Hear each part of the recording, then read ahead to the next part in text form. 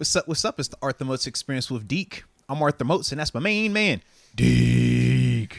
What's good, bro? All is well, except technically, I feel like we are in the future right now. Okay. So, the people in the chat, the screen has just shown the overlay. It's showing the beautiful picture of us. We looking good. I look up at the top date. It says 10/14. I look at what today's date is. It's 10/13. So it's kind of dope. I feel like it's like foreshadow. But we actually are here. So if you listen to this thing, this is happening live right now. This is not pre-recorded and we not dropping it off early. We just going to be a little ahead of schedule, you know. There's probably going to be some people that watch this on Friday. So it's going to work for them. They're going to be like, yo, they're going to do this for Saturday. What's happening here? Yeah. So either way, we're good. But just want to let you guys know early on, all right? Now, how many times do you think we're going to get reminded that throughout the day today? 0. But all here's right, the I hope thing.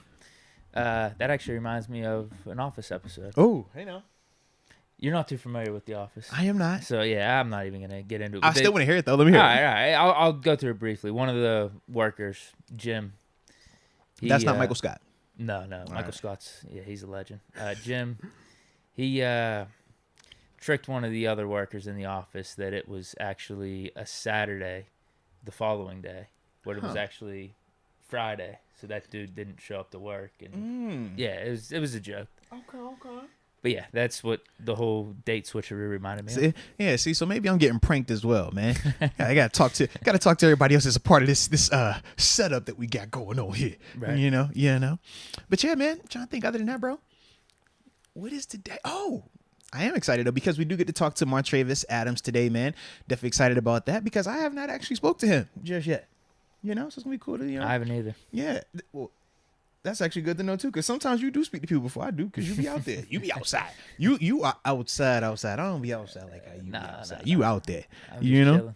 Nah, man. We also got a hockey night in Pittsburgh. We do. Rocking Shout the out. jersey. Heck yeah, man. Definitely excited about that. Shout out to Sid the Kid and Malkin. You know, I'm always a big Malkin guy. Yeah, they got the crew back. Mm-hmm. The band's back together, man. Let's go. Yeah, I'm good with that. I think they're all on 3 or 4 year contracts. So not last ride, or is this last ride? No, it can't be. I was about to say, it's not last ride. Dude, and listen, Yeah. Malkin, Letang, in terms of his offensive skills, I'm with you. are incredible, actually, these I'm last with couple you. years. Even though he's getting up there in age, he's putting up crazy points. Malkin, when he's not hurt, he's still putting up a point per game. And then you got Crosby, who I believe is still a top 10 player, and a dude I feel like you'd want in the playoffs, obviously. I think top agree. 10 throughout the regular season, top 15, whatever. Once playoffs hit, he's a top 3 player. You want him leading your team. No, man, this is dope, though, bro. Jari, hopefully he's not hurt, because that's what killed us in the playoffs last year. It was. We saw our depth was a little bit not as good as we would like it to be. Yeah. Right, when you got Louis Domingue starting, I think it was all the playoff playoff games outside of that last one, and we had Jari out there, and I don't think it was on Jari. Our defense sucked at times, too, so... I don't know, man. I mean, they should be a good team, and I think in hockey, all it really matters is if you make the playoffs. Because then, if your goalie gets hot, and you get hot on the right run, an 8 seed can make the Stanley Cup. No, absolutely. That's one of the differences between hockey and basketball. There's no shot in how an 8 seed's make it. Yeah, the finals. I was about to say, who the Kings gonna knock off a Golden State in round one or think something the like last that? time I doubt it. something like that happened was. With the Knicks and Ewing, right? Ewing got hurt and they ended up making the finals. I thought, in terms of going to the finals, I thought you were talking about just a upset. I was like, maybe Baron Davis when it was Golden State knocking off Utah. But right, you don't even see the 8 to 1 seed knockoffs really that's anymore. What I'm saying. Yeah, that's crazy. I like it. But no, man, salute your OG jersey too, man, because I went with my Three Rivers Stadium, since obviously we got to go back to Acrisure this weekend. And I need that OG energy. I need us to feel like it's supposed to feel. I'm hoping that the Three Rivers will bring that out, you know? Oh, yeah. But seeing the vintage right there on the pins, I'm like, yo, let's get it, man. I'm liking this, baby. I don't know if I saw it in a dream or not, but... Oh, Lord, Deke. Well, here you go with these dreams Are now, they bringing the Robo Pen jerseys back? I thought I saw that somewhere. I don't know, actually. I thought I saw that somewhere at some point over the summer and just forgot about it. Like I said, maybe I was dreaming, or maybe it was someone that was hopeful that they were coming back, and it looked like an official report to me, and I just kind of ran with it and thought it was actually going to happen. That definitely could have been it, but you never know. Yeah, you never know. Hopefully they do at some point, though. At least they brought those diagonal jerseys back last year. Well, they did the white ones the year before, but then they actually brought back the black ones with the Pittsburgh, the Snoop Dogg. Right. I know you're talking about the diagonal ones down the front of the chest. I like the Penguins ones. got good jerseys, man. No question, man. They got probably one of the best collections in the history of sports, I would say. Oh, hey now. That's not a hot take either. Nah, they nice. The uniform game is nice, man.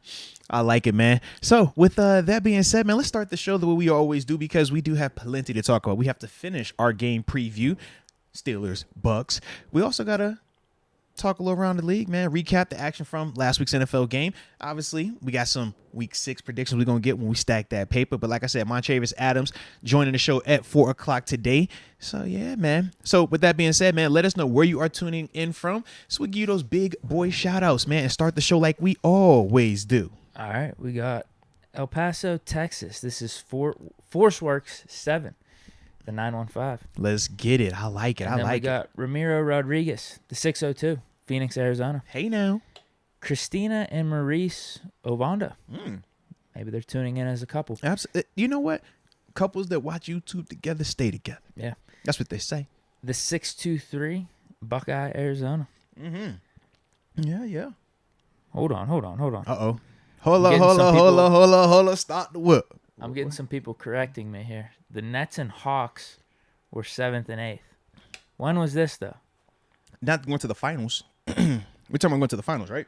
Yeah. Yeah, they ain't go to the finals. Nets got swept. But saying the Celtics. Hawks didn't go to the finals. They went. Hawks were terrible. They last went year. Eastern Conference Finals.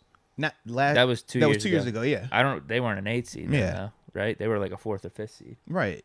They went up, yeah. they In went terms up of against like the Knicks. Mm-hmm. I forget what other team they faced, but yeah, did they make the? I don't think they made the conference finals. They went on a little run Because the they got beat by divisionals. the Bucks. I think so. It was the Bucks. I want to say they got them out of there. No, you might be right. They might have went to the conference. I know it was the They got Bucks. smoked in the conference. I Right. So think. maybe it was wasn't the even Bucks close. that smoked them though. It might have been. But they definitely. I remember they because that was like the big thing. They went them on a getting run. upset. Yeah. Trey Young went on a little bit of Yes. a run, but I'm telling you, I can't remember over the past however many years. Now, a 7 or 8 seed going on Rashawn a Jones run brought in up the that NBA he said Finals. the Nets last year were the 7th seed, and he might be right on that because you remember Kyrie wasn't playing in all those regular season games. Yeah, they got smoked though. Yeah. That's what I'm saying. Well, yeah, but that's the thing. They Yeah, still lost. Yeah, we were talking about terrible. teams that went 7th or 8th seed and actually like To the finals. went into the finals. Yeah. I honestly think the last one was Yeah. the New York Knicks. They were the 8th seed, Yeah. and Ewing got hurt, and everyone thought they were going to be out of it, but they went on a run. Mm. That's the last thing I remember because I mean, every other think of the So last San however Diego- many finals. It's the Warriors. It's It's the LeBron's Cavs. team, Yeah. and even LeBron's worst team in that 2018 season with the Cavs. They were like a 4th or 5th seed. Yeah.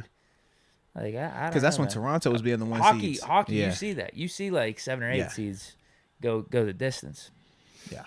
So hey, it's all about goalie getting hot, team getting hot at the right time. I like it. And Penguins should at least make the playoffs. If they don't, that's a disaster of a season. Matthew Wright, 304, West Virginia. How long should this organization continue letting Tomlin fall in the playoffs before it's time for a change? We've talked about that a few times. You could probably look at just one of our more recent videos if you want a more in-depth conversation about us talking about Tomlin. Yeah. I was about to say, yeah. From the last 2 podcasts, there's Yeah. probably a video or two. I was gonna up say there. because if you want to focus on just the playoffs and that's the narrative that you want to roll with to justify firing him, hey man, if that's the narrative you want to roll with it.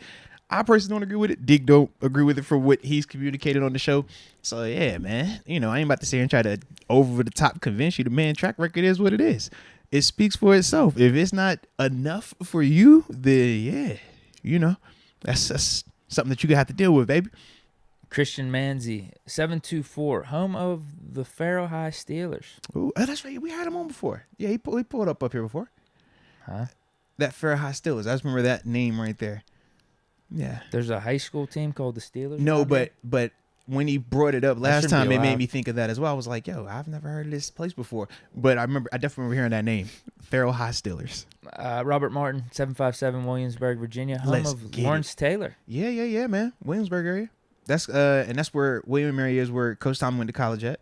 That's like right on the outskirts. So I was gonna that's say, like the I've never heard last. you mention Lawrence Taylor in Yeah, terms yeah. of crib. Because like It's to me, Plaxico, Mike Vick, yeah, because like Iverson. Williamsburg is still 757, but it's like super outskirts. So think like if Hour you're from away? Pittsburgh, like hour and 15, like yeah. Pittsburgh versus Washington, PA. Yes, it's like that. Like when you're talking like Cal U, like think that type of concept from Pittsburgh.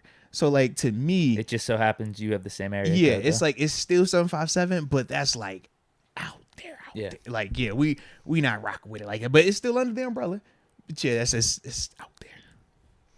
We got Jason That's what we do Winston. like Civil War and the like Jamestown. Okay. You learn about Christopher Columbus and all that type of stuff, man. Yeah. It's like an annual thing every school, like in the 757, has to go check out. Okay. Yeah. 310 West Side for life. That's Jason Winston. Hey, what's I'll up? say 2 more here. Let's get it. Gun May, 916 Sacramento in the house. Hey, now Sacktown in the building. And then Oscar Flores, Cancun, Mexico. Dude, I was literally about to just like try to jit that last one. Sorry. I was like, oh, I got one. Nope, no, I don't. All right. So with that being said, man, I think we got one super that just put. Is that my man Official Momentum Ben the building? What's up, baby? He says, what's good? Been busy. All love Steelers. You better believe that, man. Big time love for the Steelers. Let's get it. Let's get it. You can definitely tell he's been busy. Mm-hmm. Working at GNC. He's healthy. Good for him. I'm happy. He back outside. I like that. So, yeah, man, let's pick up where we left off at yesterday, man. Tapping into this Steelers and Bucks preview, man. Specifically, you know, this game, this matchup. As I think about it,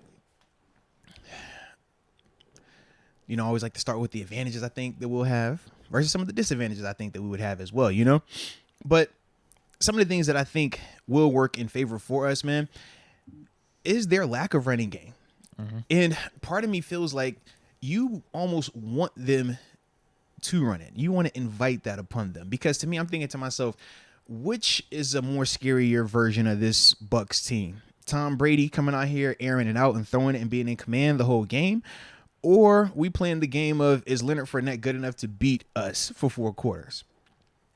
And part of that, man, with this thought process, I'm like, man, I kind of like this. I want them to have to run this ball because they haven't shown that they could consistently do it. We said, you know, yesterday we were talking about some of the things that we like and don't like about them. They've only had one game this season where they had over 100 yards rushing, and I believe that was the opener. I know it was against the Cowboys. So, yeah, it was the opener. But when I'm watching them, I'm just like, man, make them have to run the ball. Make them, you know, feel like, hey, man, they're daring us to do this, so to speak. But that's something that I definitely feel like is in our favor. The second thing to me, man, is at times Brady will take some chances, but he will make some mistakes. When I'm watching him, he doesn't make a lot of them. We're talking a handful, kind of like the Josh Allen conversation, right? It's like, man, he's not going to give you a ton of opportunities to create turnovers, but he will give you some opportunities to create turnovers. You have to take advantage of it. You have to capitalize on those particular instances, man. And when you're talking about him throwing the ball 40, 50 times like he's done a lot this season, those are a lot of opportunities that you're going to have, man. And that's the thing for me where I'm like, if they do try to take that approach of attacking us through the air, because I honestly think if I'm Tampa Bay, that's how I'm attacking us right now. I'm going to say, man, make those corners have to play. Make them have to defend the 50-50 ball. Make their pass rushers have to beat us. They know not to blitz us. Nobody blitzes Brady. Everybody knows. But it's like, that's the part for me where I just see, man, like we got to be right on that right there, man. When they're trying to take them chances and Brady makes those mistakes, man, we got to go ahead and capitalize on it.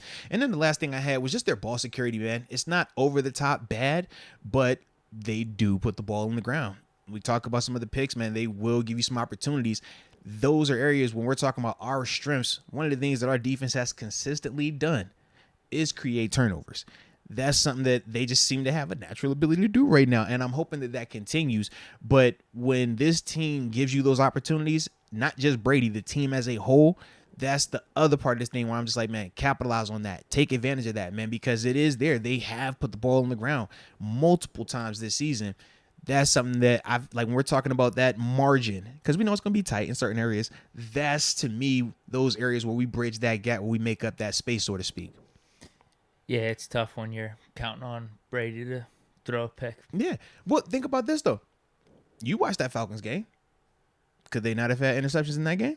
Yeah, no doubt. And you're right about them putting the ball on the ground. The only problem I see with that is some of that throughout the season has been due to their depth at receiver, not their top guys. But no, either way, these are the ways we're going to have to capitalize one way or another. No, absolutely, you're going to have to do something because, as you mentioned, their running game's struggling. So I like that strategy. Make them have to beat you with what they're not good at. Almost like how Belichick or maybe attacks even you.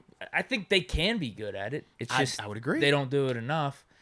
But whatever they're uncomfortable in, at least. Mm-hmm. And that's what you were just about to say with Yeah. Belichick. Belichick always takes away what the other team's strength is or the thing that they're most comfortable with. Yeah, So for us, try to get them to run it and not take shots down the field with their really good receivers and Mike Evans and Chris Godwin. Because and maybe you can get a little bend but don't break action in the red zone. Because the allowing them to throw the ball mentality is going to ultimately highlight where we are essentially weak right now because of some of the injuries that we're dealing with. Now, we'll obviously look at the injury report to see, what has changed once that releases today. But that is definitely something where I'm just like, man, our pass rush hasn't been as consistent as we needed to be. So do we go into this game just assuming that we're going to win a lot of one-on-ones? Now, the one person that I do feel has to win his matchup is Cam Hayward. He's going against, was it Luke Goddick? Or Goddick, I think that's how you say his last name. He has to win that because we first off know when you're talking about Brady, the pressure that comes from the interior part of the D line is what affects him the most when he's not able to step up, when he feels just big bodies in his vicinity up front, that gets to him. So to me, that is definitely something that you have to look at. But outside of that, I'm like, man, I don't want to blitz Brady because now you're just telling him where to go with the ball. I don't want to sit here and just play 4-man rush all day either and hope that our guys are going to win one-on-ones when they haven't been doing that consistently enough. So that's why, to me, I'm like, man, make it just blatantly obvious that we want you to run this ball. We want to see if you're really going to commit to it. Not the reckless. Send two. You know what I'm saying? But it's like, yo, show me that you're willing to really run this ball. We in nickel. Okay, we going to be in nickel, and dime. All right. Show me that you will run this ball. And from there, obviously, you'll make your adjustments off of that. But I think that's something that I would consider going into this matchup just because I don't want to see can a 60% or 70% healthy Cam Sutton match up against Mike Evans. On an island. I don't want to see can Levi Wallace dealing with what he's dealing with right now, right? Because he's not even cleared yet, is he? He's still Levi Wallace. No. Yeah, he's still. So it's like, man, 70-80% of that one-on-one. That's concussion. I don't know if we're going to even see him. That's what I'm saying. Like, we're obviously going to wait because he was he limited yesterday or he didn't practice yet? He was DNP. Yeah. DNP. So I did hear from someone in the Twitch stream today that Muth was limited. Well, because when I look back, he was definitely like in uniform doing warm-ups, like individual. Okay. So, yeah, that would make sense for the limited portion of it. And that is a part of how they bring you back. You have to see, number one, can you sit in meetings? Number two, can you actually go on the field and do anything? Then number three, all right, can we actually put you on a team concept, team setting? Then number four, you actually had to go through and pass the whole concussion test, so to speak, man. That's on what, Friday, Saturday? Yeah, typically at the end of the week. Absolutely. Yeah. No, you're right. I want to do the opposite of what we did against the Bills. Yeah. I don't want to give up 98-yard touchdowns and big-time explosive plays. Yeah. Make Brady and the Bucs move the ball down the field just little by little. If it is the running game, whatever it is, short passes, I don't care. But then try to lock them up in the red zone. Yeah, speaking of that 98-yard pass, I actually got some film sessions coming out, too, later tonight / tomorrow, man. I actually talked about that play, man, because it's not just on the back end, man. Some of it's on the front end as well, man, in terms of the rush, man. So it's one of them things, man. It's definitely one of them things. Josh Allen was clean the whole damn game. Absolutely, it wasn't man. about him running around and doing the Zach Wilson stuff that Zach Wilson did against us. No, it was just literally him sitting back there. Yes. 3, 4, 5 seconds and just letting one loose down the field. And we both know if Brady's allowed to have that type of time as well, it's going to be similar in terms of the results just because they're even, so to speak, more healthier at their receiver position coming into this game than the Bills were last week. So that's definitely one of those things, man. Now, some of the things that in terms of disadvantages or areas that I am a little bit concerned of how we deal with certain players. Number one, man, Antoine Winfield Jr. To me, man, he's one of those guys where he is just slick as heck, man, in terms of his disguise, in terms of when you're trying to track him. Is he a nickel corner right now? Is he the strong safety? Is he a free safety? Is he just doing whatever the heck he wants to do? But he is always around the action, man, and he gets his hands on a ton of footballs. He's just, like I said, he reminds me of like the Honey Badger. I'm not saying that he's full on Honey Badger, but that's what he reminds me of when I watch him play. And when you're talking about a player like that, that's really slick, really able to disguise and do just things that you don't always account for versus a young quarterback, that's something that makes me just a little bit more heightened in the sense of, all right, man, let's make sure that he is not tricking Kenny because he can do some stuff very similar to when we would watch Troy on tape. And you're like, bro, how is he over there doing that? But he's lined up, but like that doesn't compute.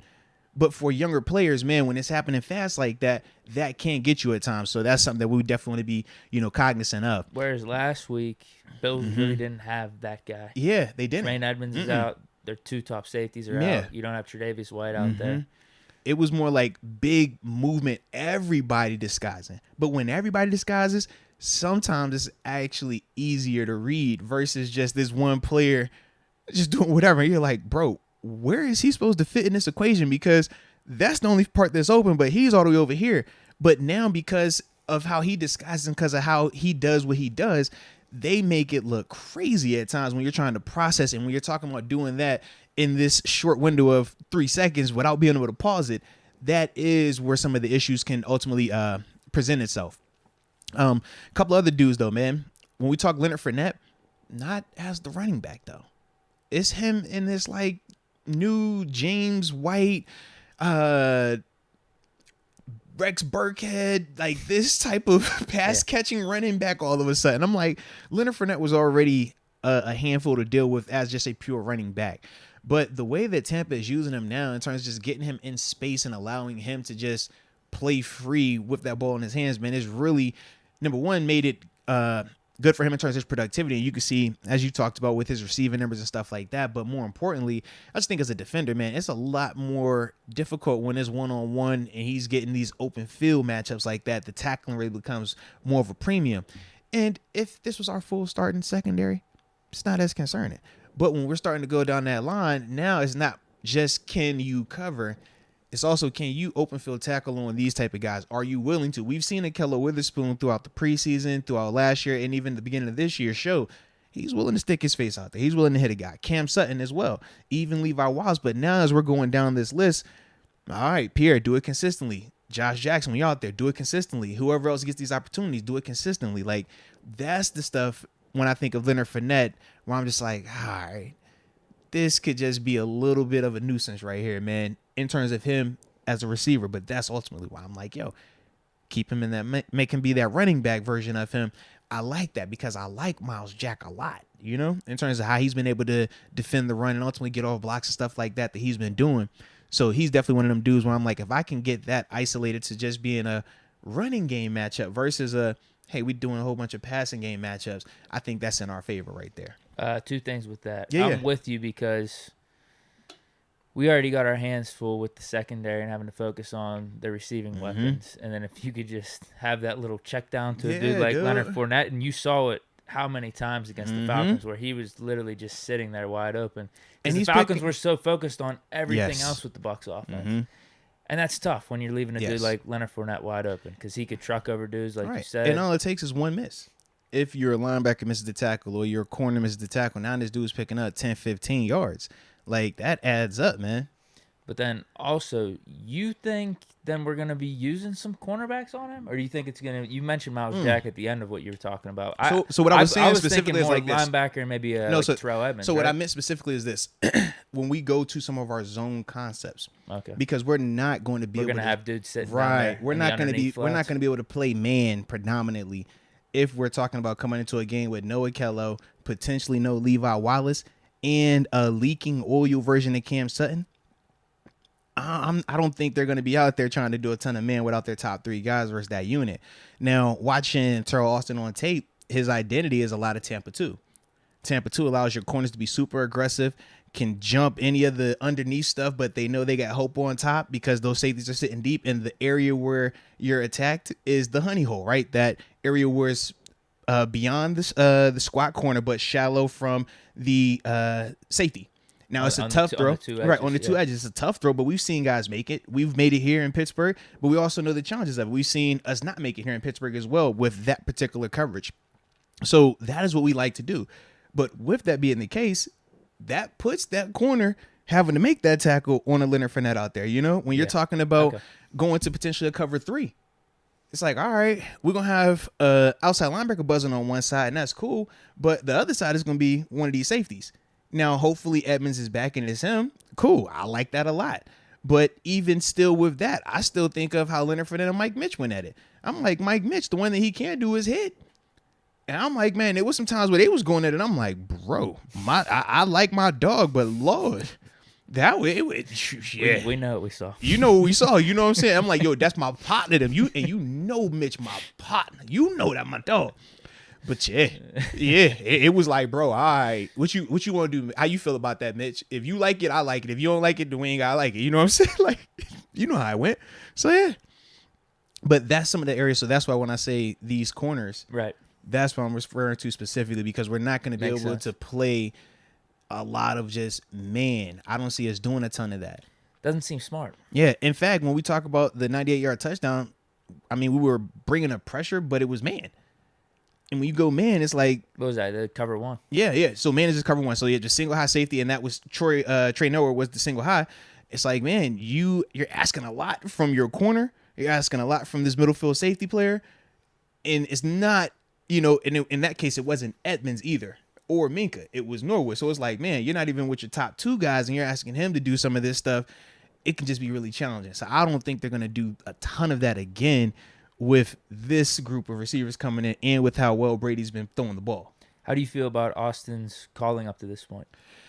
I like it. It's just like I said, man, when I'm watching him, I don't necessarily hate some of the calls. I do feel like some of it is personnel based, though. Like when I see him having to do a ton of the cover 3 stuff and I'm looking, it's like, well, yeah, these guys are injured right now. So you're not going to ask, especially last game when it was Josh Jackson who had just got here, and you're asking James Pierre, and it's like, all right, I want you two guys to play a ton of man. And Arthur Mile, I want you to play a ton of man. But also whenever Stephon Diggs is in the slot, I want you guys to essentially double him or the inside linebacker relate to him. They would do that as well. And that's cool, but it's just like, man, those schemes I like, but you can't do a ton of them because they obviously, expose you to different weaknesses, right? When you're doubling a guy, that means somebody else is going to be, having a one-on-one. Now, when you're doubling Diggs, that's cool, but when they got Gabe Davis over here and he's going off, so to speak, it's like you can't really do that either.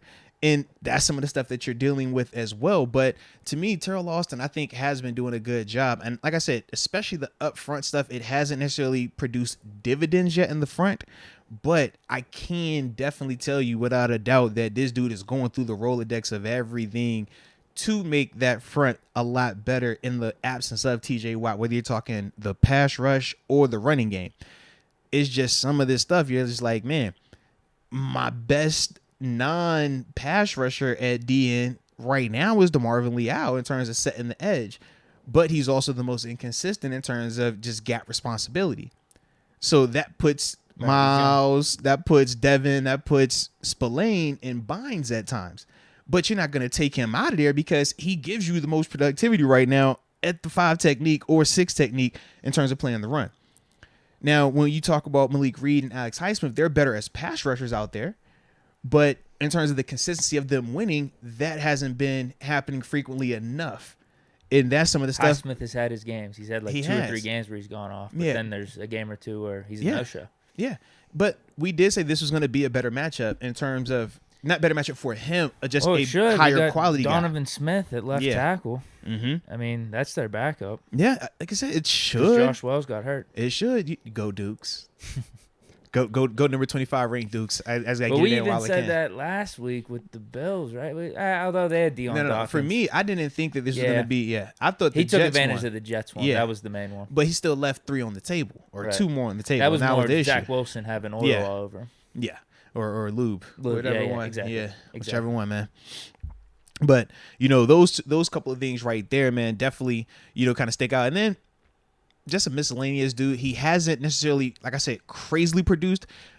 But to me, I like him a lot. I think that this dude should be a lot more productive player. I'm hoping it doesn't turn up this week. But Joe Tryon, what's his last name? Shayinka. He says the DN outside linebacker that they have, man. The dude knows how to rush the passer. He's super smooth, explosive, great size on him. But the numbers aren't there. I don't know. But I like his game, man. I watch him. I'm just like, yo, he creates issues. Like certain things that he was starting to do against Atlanta where I'm like, man, you're starting to get a he rhythm. got a sack against them, Yeah, right? yeah. And he had a dope spin move. It was like a outside spin move that he had. Like a speed rush, has the power. Like a complete dude, just the productivity isn't there completely.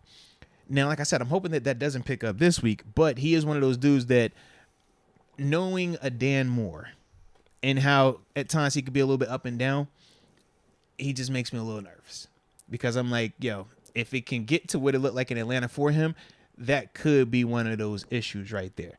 But I'm hoping that it does not get there, you know? Yeah. Yeah. But those are some of the advantages and disadvantages that I think, we will have to deal with and we will have in our favor in this particular matchup right here, man. I go back to what I said yesterday. I think we got to come out offense, doing some of that stuff that we were doing against the Bills early on. You got to throw the ball, man. Get Pickett in a rhythm. Try to get 2 touchdowns or just 2 scores really early. Hopefully the defense can just make a stop or 2 and then make the Bucs have to come back. I'm just looking at the Packers for me. That's what we need to do. But I would say to make it more personal to us, I think you have to increase your targets to Pickens. When I watch, because I have film sessions coming out on both of those two guys as well, George Pickens and Kenny Pickett, just based on what they were doing in this Bills game and kind of stuff, just projecting going forward. To me, man, I'm like, the volume just needs to increase. When we talk about... So Pickens is there even more? No, 100% he is. Yeah. Even on some of the plays where... Actually, you think about the I think it was the third first down that we got. We hit Zach Gentry on the crossing route. The play has been highlighted. George stutters off, pushes the guy down. Wide open in the middle of the field, right? 10, 15 yards or whatever. It's like stuff like that where it's like... That's a way to get open. Yeah. But on that particular play, it's like Gentry, yes, that was still a good read, good throw. But I'm looking at Pickens. I'm like, well, who would I rather have with this ball right here? Zach Gentry on a crossing route at 7 and he gets a chance to run it up, or George Pickens sitting there at about 12, middle of the field, and he catch this ball, it's going to be a foot race. Like that type of stuff where I'm just like, he just needs more opportunities, more targets. Not saying that it's bad decisions being made. I'm just saying, hey, target him even more so. Because when I look at even him in some of the short-term areas, his ability to create separation is different than Deontay in the sense of Deontay's route running and his footwork, getting in and out, his breaks are just super elite, whether it's on press coverage, off, man, it doesn't matter. Like his ability to just get that type of separation is top notch right now. But George, even in those tight windows, he's still really slick in terms of how he's able to create separation. And at times it doesn't even look like he's running hard to do it, but you'll see the defender not able to stop. You'll see the defender taking 2 and 3 extra steps. But he also has this ability where if you're pressing him and you're sitting on top of him in this press, you can go back shoulder. If he gets the step on you, you can lead him. If you're talking about him at the line of scrimmage, you can run him across the middle because he still is a big body dude like that who is very quarterback friendly. So to me, I'm just like, target him more. I think also in the red zone, man, we could have had a touchdown to him. The dude literally grabs his ankles. Yeah. He runs a dope little route, catches the ball. He's about to turn up, man. Literally, he's on the way to turn up, and I think it's Elam. Yeah, it's Kyrie Elam. Once again, barely gets him at the ankles. Ultimately, that's how he goes down. And I think 2 plays later, that's when we had, what happened? Was that the Deontay later on that drive? That might have been the Deontay drive later on where he tries to catch it on the sideline, toe tap it, and we end up having to kick the field goal. But, yeah, man, to me, man, he just needs more targets, man. I want him, if we get out this game and he's 10-plus targets, man, I'm happy as heck. Hopefully get 13 of them targets because I know he's going to come down with at least 11 of them. Like, that's what he's going to do. Apparently in Canada's press conference today, I was trying to confirm it and look it up on Twitter, but apparently he was saying Deontay still wide receiver number 1. And that's fine if that's what they want to label him as. I don't know what game Canada's watching. They can label whatever they want to label him as. All I'm saying is it's a natural connection right now when you're talking Kenny Pickett and George Pickens. He naturally looks to him. He naturally will give him chances. And he's not necessarily doing that with the other guys to the same level that he's doing it with George. But I'm just like, yo, don't even overthink it. Lean into this thing. Like, it's kind of like when Andy Dalton was going to A.J. Green. And at times, it's like, yo, Andy, you don't got to overcomplicate this thing and not try to go to A.J. A.J.'s open. Throw it to A.J. At times when I'm watching, it's like, bro, don't overthink this thing. You know this dude's there. You know he's open. Give him them opportunities. That to me is something that I would definitely do in terms of attacking this Bucs team, man. Hopefully Pickett's watching then. Hey, man, I hope so. Because, he's only played a game and a half thus far. Yeah. But if he's as diligent with the tape and a hard worker as he seems, then Yeah. maybe this is something he notices. Well, to me, I think he is, and the reason I can say that is when I watch him on tape, and I'm seeing him go through his progressions. I'm seeing how he handles play action pass. I'm seeing his mechanics, his footwork, his throwing motion. The consistency there is showing that he is watching tape. It's showing that, hey, things that he might have missed on last week, he picked up on this week. But now he still has some issues that popped up this week. But when you're watching just subtle things from a professional level, it's like, no, he is improving. He is getting this done. He's getting that done. So that's the part where when you're just talking about from a film study perspective, you can tell, at least on that part, yes, he is. Because even last week to this week, him going through his progressions, he was more comfortable. Watching him on tape, he was going through it a little bit faster. He didn't feel as rushed. Now, it was still some times where Buffalo was able to kind of trick him with, because they were doing a ton of everybody line up at the line scrimmage like it's going to be a blitz. And then sometimes they would bring those guys. Sometimes they would just bring 4. Sometimes it would be a guy. Yeah, that's tough to read. Yeah, absolutely. For a young guy, too, like, that's tough. So it was times where he got tricked. But for the majority of it, though, I thought that he was handling that time clock in his head, so to speak, of, hey, I don't got to go right now. I don't got to go right now. I can't wait. And that's something when you're talking about just watching tape, that's him understanding that, hey, just because they're all right here and they might even step towards you, it is not a pressure. It is not something that you have to go hot. You have to get the ball out right now. And that's the thing that I like. But like I said, he still had, I know he had the one, like I said, when he went to Najee, cool, it happens. Because like I said, he is young. But as a whole, you can see those things in terms of him going in the right direction. So the more he does that and keeps improving there, the better he's going to get. All right, so do we want to go super chats? Yeah, let's do we that. want to go score predictions? Ooh. Let's go supers. Okay. You Save want- the score predictions for later? yeah. Let's say the scores for late. Yeah. All right. I think I got them all here. I didn't even need the screenshot. We got official momentum. Salute to these goats. Let's Moats get and it. Deke. Now, Hashtag shout out Deke to Brady. official momentum. James Panzarello. Steelers invite AB to the game. Hashtag 12 sabotage. Bruh. That's a great idea. Get him in a Bruh. box. Get AB in a box. Hold on. He don't need any more box, man. I think he just keep this. Yeah. Or do we get him on the sideline? Fur coat. Hey, lead the towel wave, man. Lead the Dude, that's rally. a great idea. If we Lead ever the needed way. AB back in Pittsburgh, this is the game. That would be great. Actually, Oh my gosh, James Panzarello. that's funny. Comment of the day. That is funny right there. James Pezerla absolutely still invite him to the game. That would be awesome. Yeah, get him on the field. On the field, absolutely. Not like that right there. Hey, I'm glad you actually said comment of the day as well. That is something that is getting featured on the website as well, man, on arthurmoats.com, man, because we talk about how it has. Wait, I haven't seen the website. Yeah, man. So shout out to DD Smalls, David Dupree, What's man. it called? Just arthurmoats.com. You know what I'm saying? Not 55? No 55 on this one. Just Arthur Moats, yeah. Oh, look at that. Yeah, so if you go to the community page, though, on the website, they got different things where we'll talk about the take of the week. Or Hey, I'm on different. Come on, but are you on it? Bro, you in this thing, man. You know what time it is, player. All right? Special guest. But, you know, we feature some of the people up here, man. Some of the super chats as well, man. And obviously some of the upper room members, we will be having exclusive this is content cool. for you as well. Community. Absolutely, man. Welcome to the Arthur Moats community page. I'm liking this. Go ahead, Take of the week. Go ahead, give them the recap, man. Wait, hold on. We got a take of the week. Who was up there? Wait, when did I say this? I believe this would have been. This is me saying I'm gonna be Yes. out of consciousness for Yeah. that Ben versus Canada fight. Deke. When we were going through our matchups. I forgot who they, because who was, I was it was going two up dudes in the against chat. Yeah, it was two dudes in the chat. It was saying da-da-da-da. You were Marsh. I forgot who they tried to put me on.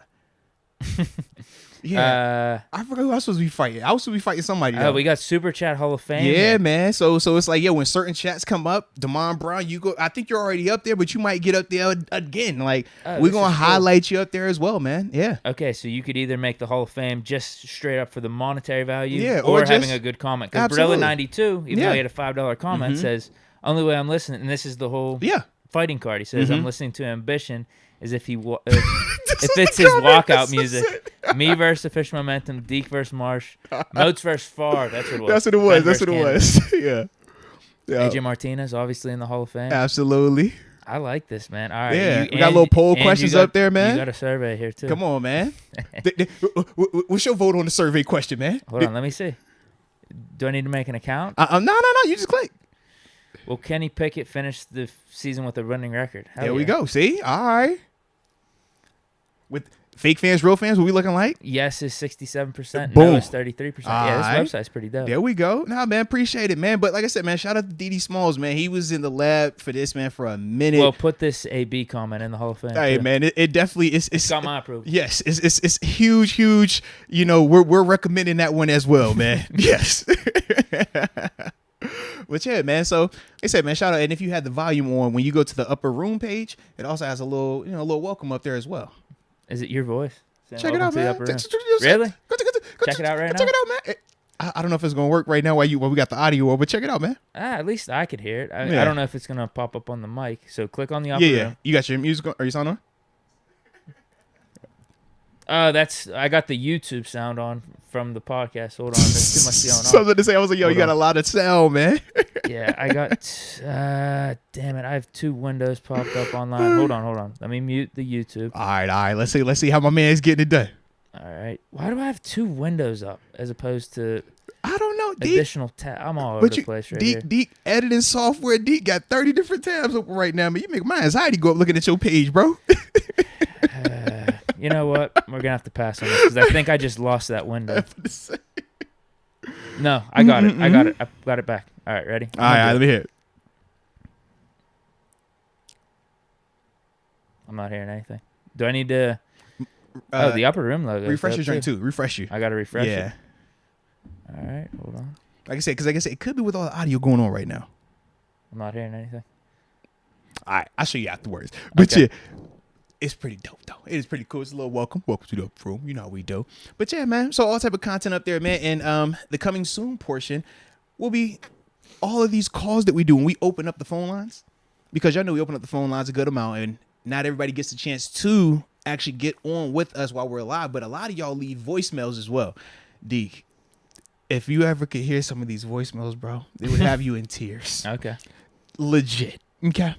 So that's maybe we could even play 'em. Exactly. Okay. So we're gonna put some of those that we necessarily don't make the live show. We will put them on the website arthurmoats.com as well. So it'd be a little fun thing with that. But that's why we had to put the little user parental advisory that some of these may contain some unsavory or very emotional, passionate verbiage. Yeah, baby. Hey, it happens. Absolutely. Damon Brown, what's happening, fellas? Just wanted to shout out the entire chat. Some of the biggest comedians, football savvy, Steeler-loving fans in the world.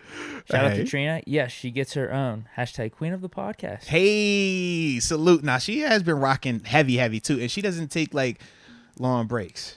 She be with us. I like that. Respect.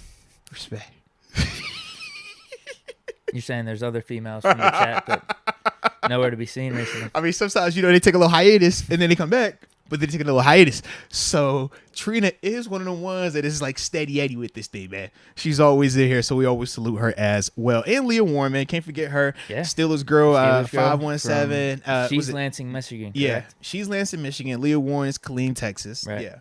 Jacob Alessio, all is well now. I'm here. Everyone can breathe. Mm-hmm. We can relax. Jacob Alessio's in the Absolutely. house. He's in the building. Hunter Gaming. I don't know about y'all, but I'm smoking that Bucks pack. Future GOAT versus fake GOAT. Hey now. Yeah, it was something getting put up in that area. You better believe that. Deke, every time Deke pull up, man, he be bringing all that over here. Man, you got to relax yourself, Deke. Jeez. Stangmang 21. Fournette is playing like Najee last year. Why have we stopped using Najee like that as a pass catcher? We've seen it work all last year in a big way. Najee, I think last year compared to Fournette this year, Najee was used a little bit more as just the check down. Yeah. Nothing was happening, whereas They're fast Fournette's Fournette. legitimately just running wide open. They're saying, hey, man, go to the flat right now. Nobody's going to check you. Everybody's leaving to go with these receivers. But I get his point Yeah. overall. Mm-hmm. It's just I don't think because Fournette right now, as I mentioned, like 80 catches, and I think it's at a decent clip. Like he's going to end up with a decent amount of receiving yards, whereas Najee last year, we would just dump it off to him. Yeah, he was like 3-4 yards. worst case. All right, we ain't got nothing here. Just give him that. Right. I think the efficiency Trying to for jump over Fournette's people. Yeah. pass catching right now is a little bit better than what Najee's was. I said, I still get his point though. Yeah. Utilizing some running backs in the passing game wouldn't be the worst. Damon Brown, Well, though we have Pickens now, so I'm liking some of the stuff. I'd rather have him be more of the feature and just chuck it up to him. Damon Brown, something just came to mind about Big Ben's consistency. After the starter and backup get hurt, he's forced to start. Then he was forced out. Now that's consistency. #sabotage7. Damon Brown's on board. I'm liking to hear that. Shout out to Trina. That what's makes he a lot saying of here? sense, though. I need to reread this. After the starter and backup get hurt, he's forced to start. Is he talking about Maddox and Batch, right? It was just Maddox. Batch, I think, was hurt going into the season, so Ben came in as QB2. But okay. And then he says, then was forced out. Yeah, because you said, remember they said they didn't want him back. So yeah, that makes sense for the sabotage for 7. I feel makes like sense. It's a stretch. No, even no, I can relate to that because I think of 10. He got sabotaged as well, the same way, man. No way. Yeah. Because you think about it, right? He was forced to be the starter after what happened. Mason, he couldn't get it done, and obviously we know the passing of Haskins, right? So it forced Mitch to start. Then they did what? They forced Mitch out for Kenny. There was no forcing out. Yeah, what? Oh, yes, it was. No. Yes, it was. Come on, man. The mob won that. Transition. That was the mob. The mob said, we want Kenny. So he got forced out, man. It was sabotage. Sabotage 10, bro. I'm telling you, bro, y'all are 100% right with this sabotage talk, man. I'm with it. Just 7, not 10. And you know, 2 got sabotage as well, man. I'm with you, bro. No, definitely not him either. He was the first sabotage. You know that? Nope. Yeah. He did big sabotage. Jacob Malesio, DD asked for picks. Moats, where do I send them? Send them to moatswinners@gmail.com. So MOATS, my last name, winners, because we're all winners, baby. @gmail.com is the place to send those photos, man. So yeah, bro, absolutely. Nanzito, Moats and Deke, I'm looking forward to seeing both of you guys this Sunday. Let's go. Turn up one time. I know where to find you, Moats, but I'm worried Deke will be lost in the sauce. From the Bay to the Berg. Let's get it. Deke always lost in the sauce on game days, man. Man, but that's like the best way to be, though. Like, yeah. I'm not gonna lie, man. I was looking at the vlog from last Sunday, and I saw how the young boy Dom ran into you. I said, "Yo, Deke is a zombie." He was on one. Oh, dude. I mean, when they threw Pickett in. Hey, yo. I say, yo, Deke is on one. If anything, I was just representing how the rest of the fan base was feeling. Here it comes. Everyone was going wild, dude.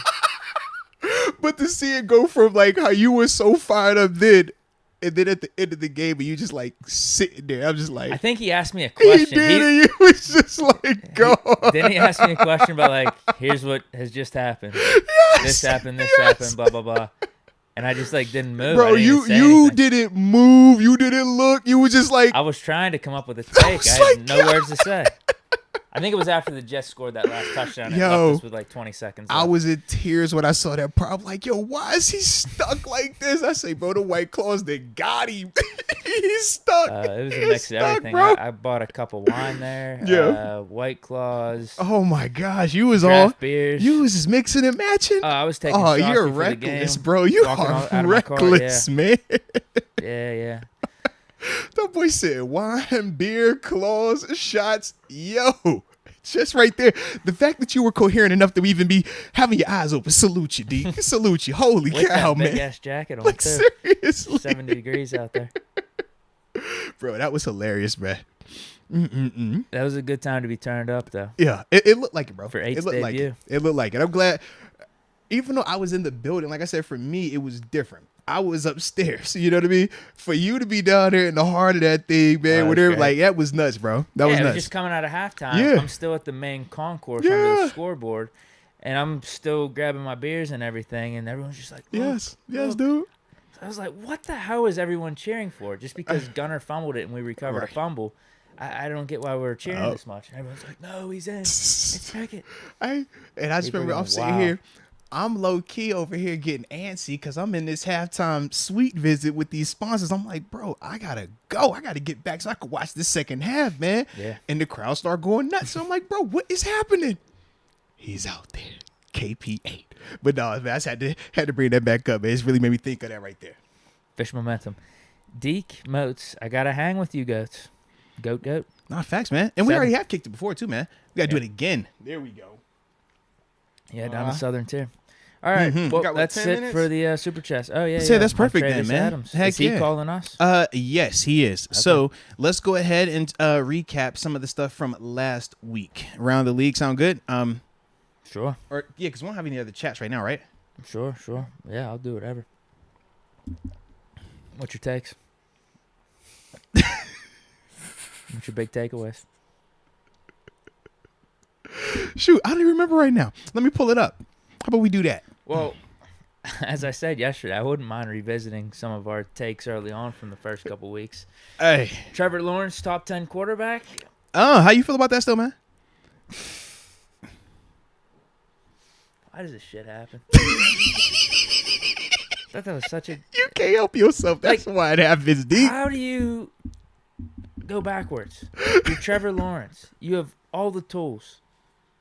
You can Deke, see it. The eye test. You is know there you too. can't help yourself, Deke. You love hard, bro. Whenever he You- was you going up love against hard. Herbert, as I said, I couldn't tell the difference. Yeah. Trevor Lawrence looked like one of those type of dudes. And now these last two games, not good. Deke, Makes my top 10 call look terrible. it did, but some people are just suckers. Maybe I should've went with top 15. Some people are suckers for quarterbacks. You know how it's like, hey man, that guy's a sucker for a blonde, or she's a sucker for a beard. You're just a sucker for a quarterback, bro. If it's a quarterback and he just gives you that glimpse of, oh, he's elite, you get like googly eyed over him, bro. It's cool, bro. Why couldn't I just maybe start off with top 15?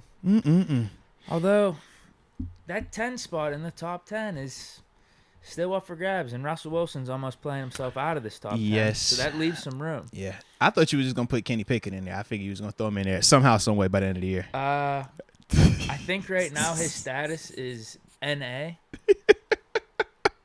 I think we need... So we're at a game and a half, maybe till the bye. And then we'll see where I slot him. Because I am definitely over here like, yep, he's gonna throw him in his top 10. I'm waiting. He's gonna put him in his top 10 at some point this year, though. I can feel it. It's going to be close. It's going to be close. There's going to be a conversation. Well, he needs to keep playing like he is and actually like keep improving. He keeps putting up some 300-yard games. Now we start getting some touchdowns. We get some wins. Why not? I'll take a Pickett over Derek Carr. Okay. Take a Pickett over Kyler Murray. Man, Dak. Take a Pickett over Dak. over Cooper Rush. I'm just saying we need to see more. We Pickett, do though. need- yeah, We need to see more Pickett. 'Cause- Keep doing what you're doing. I like where he's at. I really do. Because you know who else though?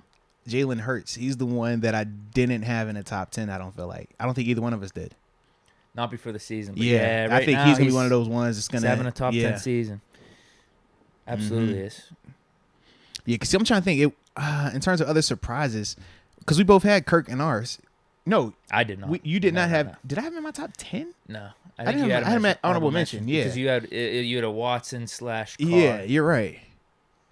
as your 10, and then we had the same. We had the same. Yeah, the same 9. name. Yeah, It was just in a little bit different order. I think you had Josh Allen a spot or two above Yeah. me. I had Brady at 1. You had Mahomes at 1. It was Yeah. pretty close. And then I think you had Lamar a little bit higher than me. yeah. I Because had Burrow and Herbert over Lamar. who That was out really it. west? Nobody is really, unless you're gonna throw Geno in. Geno. I can't do it. They wrote me off for getting it right back though. I'm just saying, man. He with the eyeball test telling you, he look elite. With them numbers looking like, you saw him in his last game versus Saints, right? What he look like? They He did wasn't. lose. He wasn't the reason though. You're right. He was not the. I don't know why they couldn't tackle Taysom Hill. Like, you know what Taysom gonna do? He honestly probably did have. Oof.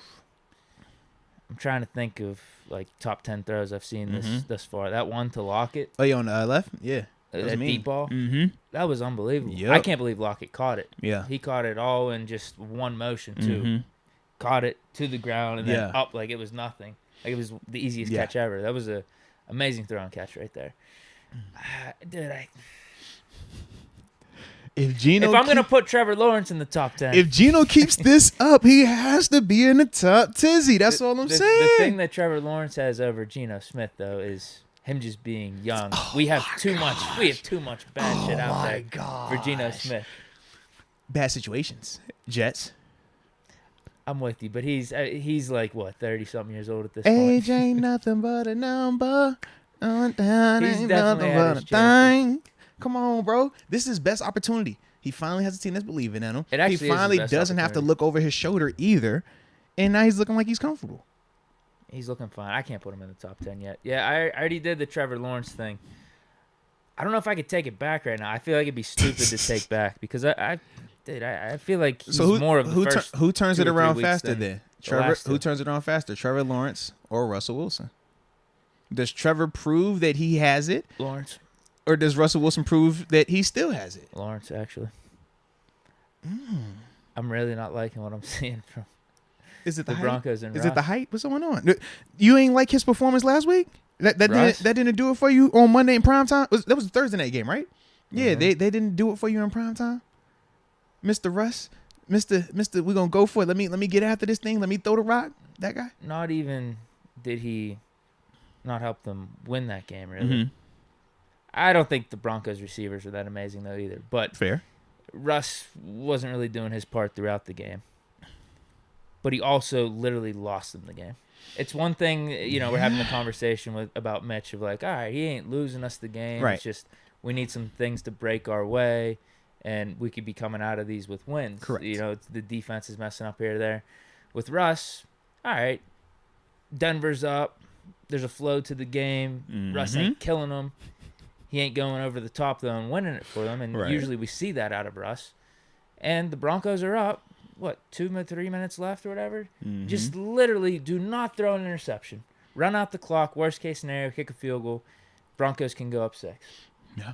Worst case scenario right there. You have that locked up at least. And You're then the saying, Colts like, have it to go can't down happen. the field Yes. to score a touchdown, which is something they did not do at All one point. all game. That whole game. Yep. So why would you think they could do it? In fact, the in the series last before couple weren't even minutes? could barely protect for Matt Ryan. Yeah.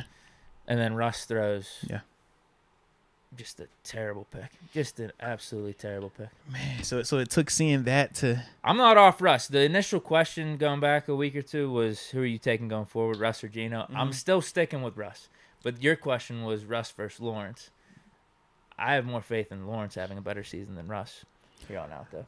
So Russ will have the better season than Geno, and Lawrence had a better season than Russ. Is that what you're telling me? Because to me, I'm siding. It's starting to look like. I'm saying going forward. I'm just saying going forward. So I'm bad on last week because whenever we said going forward, Yes. we're talking about last Last week. So week, right yeah. now it's checkmark Geno. Yeah. But still, we have, 13 weeks to the season, Mm-hmm. 12 weeks to the season. Yeah. And I'm saying, I'm sticking with that one. So if we're Sticking going to with say, Geno? like, are you Okay. selling your stock in Russ? Yeah. Are you selling that take? No, I'm sticking with that Russ take. Okay. And I guess I have to stick with this Trevor Lawrence take. Although, I might sell that one off whenever Pickett gets off of the not available list to be ranked. Maybe I got to bump Lawrence, so I have to get Pickett in. He might have to be a casualty. So you are funny, bro. Hey, man, if Pickett keeps doing what he's doing, keeps improving, we see it. We all No, we see do. it. We do. We all see it. We do. But that's the one for me. I'm like, I want to see Geno crack the list. Come on, Geno. If Geno keep playing like this, he's gonna crack a list, bro. We should do a serious. Yeah. Where are we at right now? We got, are week 5. We should do Yeah. a mid-season. Let's do that. Should we do top 20? That top 20 could be more fun All right, let's do top 20. because Got more people to rank. exactly. That's what I mean. We should do something like that. Yeah. So you saying you can include Kenny at like 20? Is that what you trying to tell me? I'm Do not- a soft rollout? That what you? Yeah. All right, I'm gonna hit him with the mid-season That- list at 20. Then by the time we get to the last week, he's gonna be in that top 10. Just feel like know that's 20 how Deke gonna roll with this list, guys. I feel like 20 is going to be disrespectful to Pickett. We know how you roll. So yeah, I like it though. But let's see. He's going to call, huh? Yeah, he should be calling. So we shall see. Where's my phone at? I put it somewhere, right? Yeah, there it is. Because that's where my notes are for this interview. All right. So what happened last week with these calls? It was like an hour delay, right? Yeah. So what ended up happening was they tried to have us scheduled on the front end of them going to their meetings, and it just so happened that that meeting, or no, excuse me, they tried to get us in between practice and meetings or something like that. That's what it seemed like. So that's why we had that earlier start time, if you remember last week. But the problem was they went directly from practice to meetings, and then that meeting just took a long time. Right. So this time they said, hey, let's go ahead and account for said meeting after practice and hit you with this 4 o'clock time. So But this either way. still may not be perfect. Correct, because he still could be coming out of said meeting like how they were in last time. Well, if it doesn't work out that he's calling on time, maybe I got another little one for you here. Updated MVP rankings. Okay. You got any updates on them? I'm checking out right now, actually. Okay. Yep. Well, I'll go through just guys like in the mix, and you let me know if, because our top three, we both had Lamar at one. This was like 2 or 3 weeks ago. Oh yeah, for the MVP stuff, absolutely, man. Because yeah, Lamar, You Jalen had Josh Hurts, Allen in there and Hurts. I had Mahomes and Hurts. Mm-hmm. So Josh Allen right now leading the league in passing yards, 1,600, and this is by almost 200. Yeah. 14 touchdowns, 4 picks. Mahomes, better touchdown interception ratio, 15-2, got less passing yards, almost 1,400. Yeah, Mahomes, man, he's gonna make a case now. Yeah, He's definitely I'd making say a the case. top 2 right now. I think Lamar is a little bit stocked down over these last couple games. I'm going Allen. I'm going Mahomes. I'm still keeping Hurts in there too. I think those three, in my eyes. Yeah. Brady's starting to rack up the passing yards. He still doesn't. He doesn't have the touchdowns though. It's a 7-1 touchdown to pick ratio. Herbert, he's getting up there too. 1,478 yards, 10 touchdowns, 2 picks. I'm with you. I think the top 2, specifically for quarterback, would be Mahomes, Allen, whatever order you want to have it in. And then that last guy, I think you got to stick with Hurts. Eagles having that undefeated record, and he's still playing pretty solid. He has been. He has. Are there any other guys in the mix outside of quarterbacks? Yeah. Chubb, it's not that big of a separation because you got Barkley. What about Justin pretty Jefferson? Good. That was the only guy I could think of in terms of actual skill position players. Saquon is just electric because it's just Saquon and you're watching him and it's that feel and he doing things just looking crazy out there. But I don't know if I'm giving Saquon that over Justin Jefferson. Like, to me, Justin been killing it this year, bro. He has been. Here's what's crazy, though. As much as he's been killing it, you still got Cooper Kupp only 20 yards away from Jefferson. Yeah, but that's because Cooper is getting force-fed 30 targets a game. And he has 2 more touchdowns than Jefferson. He's force-fed. I don't want to hear that. Yeah. It's not by a crazy margin, man, though. he's still force-fed, man. Kupp's got 64 targets. Yeah. Jefferson's got 55. So it's only 9 different. Man, no. They force-feed that, man. It's different. I get you. I feel like Jefferson's had a way bigger impact on the Vikings season than Kupp has on the Rams. Yeah. Well, Kupp needs to be doing what he's doing just for the Rams to actually try to stay afloat. Rams aren't even having a good season. So that's another reason I think you'd knock Kupp down, whereas the Vikings are actually, depending on where you stood on the Vikings heading into the season, a little bit of a surprising season. They're playing pretty good. Don't believe that. Don't fall for it. You were on the Vikings, right? No, That's what I mean. I like the Vikings to win the division. It's maybe not as much a them, surprise to you. Yeah, I just like them in terms of I think their offense is going to be able to score, and I also thought that Green Bay would struggle. I didn't think it was going to be to this extent, but, I kind of figured that would be a part of this thing as well. So, yeah, hopefully they keep it going, but it's really on Captain Kirk. I just need more 1 o'clock games. How about this one, too? Tyreek Hill, only 20 yards behind Justin Jefferson. Yeah. Would you believe that? Nah, but think about it. I would in this context. 547 for Jefferson, 524 for Hill. Well, what's his yards per catch? I guarantee it's like crazy. They're the same. 13.7 for Jefferson. Yeah, that's still like a lot, though. Hill. Oh, hold on. I think he's calling me actually right now. Hold on. Okay, nice. Hello. Hey, what's up, man? How are you, man? Ladies and gentlemen, hey, sweet, man. No doubt. So look, an interview with Steelers defensive tackle, Montravius Adams. Enjoy. Hey, appreciate you again, though, bro. All right, give me 1 second. All right, we ready.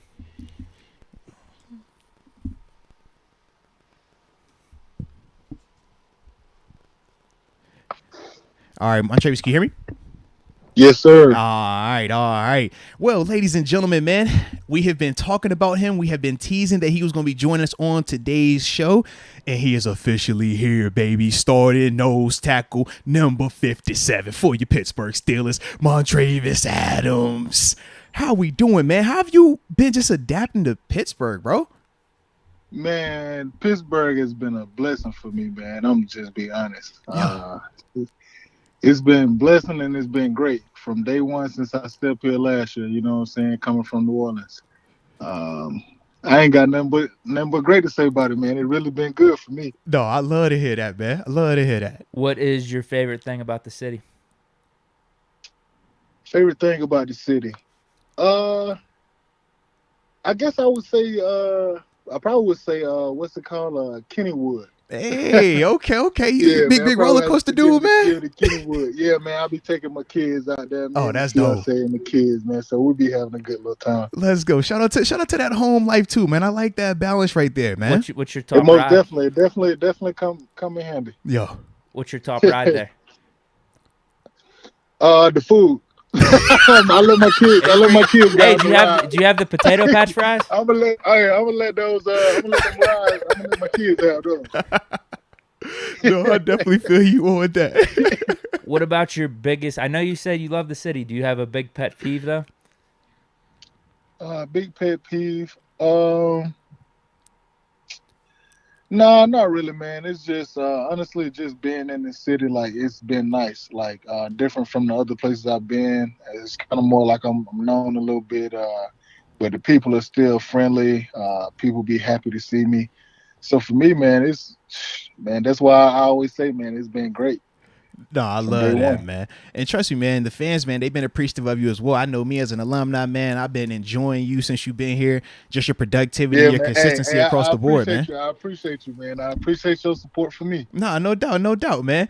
And speaking of you coming on to the Steelers, man, just talk about how did you find out? Because obviously you were on the Saints practice squad at that time. So just take us through when you got that call that, hey, man, the Steelers have signed you and you're, flying up out of this thing. Honestly, man, and that's why I praise the guys that get cut and picked up and shipped to another team. Because what people I think forget sometimes is that this person, like for instance, me, I was in New Orleans. We had just, they had the hurricane, Mm-hmm. so we was living in Texas for the first month or so. Oh, Came back, wow. Okay. came back to New Orleans. I literally had just got a house. I had a house and stayed in it for 2 days. Oh, my goodness. That third day, Pittsburgh was calling me. It was that Sunday. They just lost to the Bengals. Okay. And man, I was on the flight Monday morning, 6 in the morning. You know what I'm saying? Headed to Pittsburgh. So like I didn't even get to stay in my house. You know what I mean? So I had Wow. to switch and Oh, my get a hotel gosh. here. So it's just how fast everything moved. But when I got to Pittsburgh, it was easy, Yeah. and not because of me. It was just because of the people that was around me, from the D line and people like Cam and Mm-hmm. Tyson and Milk, Chris Wormley, like That's just some the good group that dudes we right got there, here, man. Them good man. leaders right there. Cause the thing that I say is if everybody willing to let everybody buy in, cause you have those guys sometimes that just 'cause we play the same position, like it's competitive, and Mm-hmm. I understand that. But at the end of the day, I want to see the next man eat, and hopefully he want to see the same. So collectively we can win. But you have those teams sometimes that don't. But luckily, I fell here, and man, the D line was a blessing. You Yeah. know what I mean? Like just honestly, Now, like following up with that, I went into those games. I came on yeah. Sunday, so I got here on Monday. I went into those games like that, especially the first one. That was the first week. I didn't even know that playbook. If it weren't for those guys on the field, man, I wouldn't have been able to do none of that Hey, stuff. throw I just you in told that myself, fire, man. yeah, man, I just told myself and told them I'm gonna just run and have fun, man. And I'm gonna let everything else take care of itself. No, no doubt, no doubt. And I did want to follow up. You had said, just in the sense of, man, obviously here in Pittsburgh, a lot of the guys are selfless. Just because you play the same position, we know it's a natural competitive element, but here we're able to just say, hey, man, we want to see everybody eat. Young guy, old guy, that's the energy. For you individually, though, how has that been for you? Is that a mindset or temperament that you've always had as well, or is that something that you had to kind of get used to in terms of Uh, being able to me say, hey, personally, mhm, me personally, I feel like that's something I kind of already had. It just was now you gotta fit into a group where either most of them are like that or everybody is like that. You know what I'm saying? And this mhm, group, that's one thing I can say. From bottom to the top, from the first dude to the last dude, they great people, great men. You know what I'm saying? Like besides this football, they want to see the next man win. yeah, And when they come to this football, they really want to see the next man win. ain't that the You truth? know what I'm saying? And if you can be on that field with whoever out there and you can help them, man, that's all they want. Can you take us through your NFL draft story? I read that you became a father on the same The day same that day you I were was drafted. drafted. So, can you take us through that day? Where were That you when you sounds found like out when you were insane, drafted? man. Did you have a TV on? What? Like, yeah, what was going on? Man, it was crazy. That night, that first night of the draft, I didn't get picked, so we was at my dad's house having a little get together, and me and my lady we left, went back to my mom's house, and we walking around the road, and she just, I had a visit to who was it? Who was it? Tampa Bay. I had Tampa Bay, and I think the Redskins scheduled. And man, my financial advisor, man, him was on the phone. My lady was in the room, and he was like, "Man, I don't think you should go to those visits just because of the baby was coming." Yeah. And I kid you not, it wasn't a minute or so afterwards. She was coming out of the room, and she was like, "I think I need to go to the hospital." So we went Yo. to the hospital probably like 2, 3, 4 that night. Or it was in the morning, of course, but that morning, we went up to Warner Robins, and by the time the second day of the draft came, man, I was in there. She was laying in the bed. I'm trying to Wow. see my son. I'm watching it on the TV. My agent come in. My agent let me know, like, man, it was a crazy day. Oh It was it my was a, it was a gosh. blessing, though, man. It was a blessing, but it was a crazy day. I guess it explains why my oldest son, he just kind of like he just into football, like Yeah. just naturally. Man, that's a dope story right there, man. Like That's got to be like what, a top that's day of your life, maybe, elite right? day. Holy Top 2 cow, day, Yeah, top man. 3 hey, day. it was definitely great for me. I was like, man, you just winning across the board right there, man. No, that's dope as heck. I'm definitely glad to hear that. And for those that don't know, obviously you went in the third round, the 93rd overall selection to the Green Bay Packers. Yeah, and before you say that, Yeah. I know this y'all show, but I just want to tell y'all something. I don't know if y'all know this. Me, Chris Wormley, and Larry Ogunjobi was in the same draft, same third round, and we went in order. What? Wait, really? I did And all of not us are know that, here in man. Pittsburgh. Yo, that's dope. That's crazy. Yeah. Now, did y'all know each other prior to coming to Pittsburgh as well? Well, I knew Chris. I knew of Larry, but I knew Chris because me and Chris, we trained together out in California in Santa Ana, getting ready for the Yo, draft and getting ready for the combine and everything. yo, that's crazy. Small world, man. And now all three of y'all here helping the good guys get W's. I like it. Yes, I sir. like it. Let's go. But yeah, as I was saying, man, you did go in the third round to the Green Bay Packers. So just talk about, a little bit of what that was like, man, doing your 4 years there. And what aspect you want to talk about? Just in the sense of, man, your first exposure to the NFL level, man. You know, the transition from being at Auburn University and even being a guy from Georgia to moving to Wisconsin. Well, that first transition, it was me getting used to that cold. But Well, so you from the besides that, man, South, man? Yeah. yeah, most definitely, most definitely. I'm talking about like no snow. But man, it was good. Besides the snow, man, the people was great. Like I had some wonderful teammates. And one thing I do want to say, I never really leave them out, but I definitely want today. And that's my coach, Jerry Montgomery, my D line Okay. coach. Like, man, I just feel like he one of the best teachers out there. And I feel like the difference, like a lot of people say, it's the speed of the game from college to the NFL, Mm-hmm. but I really think it's your knowledge of the game because I feel like your knowledge helped the game slow down. And with me having him from year 2 to 4, man, it was great. You know what I'm saying? I feel like a lot of people get a lot of good coaches, but you don't always get a good teacher. Nah, you And absolutely that's right. what he was for me. And I feel like that's what helped keep me here. You know what I'm saying? If I'm being honest. Nah, I respect that, man. And no, that's very wise of you as well, man. When you talk about the game slowing down, it is because you know what to expect. You're no Right. longer reacting to it. You're anticipating it now. Right. And one thing I always can be honest about is I was a good football player coming into the league, but I wasn't. It was off of instincts. You know what I'm Mm. saying? I wasn't a good fundamental player. I wasn't a good hands or two gap Oh no, guy. you You gonna know get what off I'm that saying? rock. I Yeah, check your yeah, tape. yeah. Yeah, You you know what get I'm off saying? that rock. You disrupt. Yeah. Right. So I just appreciate me having that teacher to teach me really how to play football, how to Mm-hmm. see what's going on, like give you the cheat codes to the game. Yeah. No, I definitely respect that, man. Now, with that being the case, though, we know, the quarterback that was out there, and that's Aaron Rodgers, man. This is a guy that, is a future first Hmm. ballot Hall of Famer. What was that experience like for you? Because obviously you played with two Hall of Fame quarterbacks in terms of Ben and Rodgers, but just in the sense of being with Rodgers, what was that experience like as well? Man, it's crazy because I hear all the outside talking, with media, or you might have friends and family that Yeah. might ask you about them, and they already got a perception. But it's like, man, A-Rod is one of the coolest. I don't even know what you would call it, jokester type Yeah. guys. Like, man, like, and even when I had my injuries at Auburn, I mean not at Auburn, but at Green Bay, like we had a similar injury. He would come talk to me about the injury, just making sure I was good mentally to Let's come back. go. I remember when I was first getting there, I was doing good at practice. Came and talked to me about little things, what he see, what he could help with.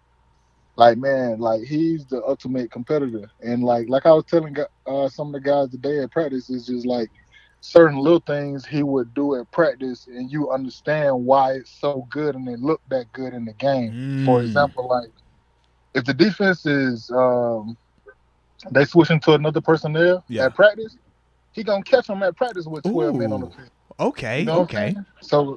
So when we get in the game and that happens, it ain't no surprise.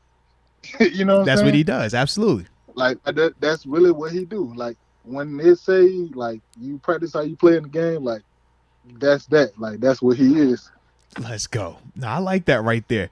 And then obviously we said on the flip side, you did get a chance to play with, Ben Roethlisberger. I mean, we are, everybody loves him here in Pittsburgh, man. Two-time Super Bowl champ, and like you said, another future first ballot Hall of Famer in his own right.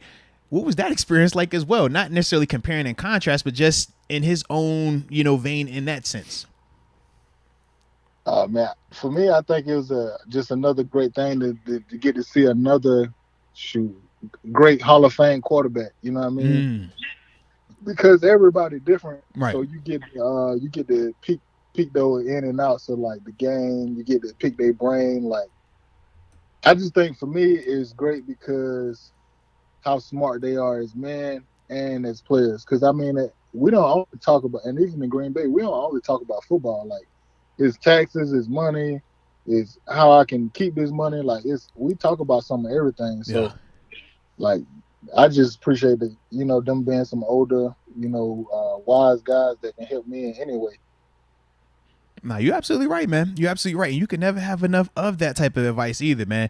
So, and it's also dope Right. that you actually like are open to receiving it because as you know, in the league, man, not everybody is open to that type of situation right there, man.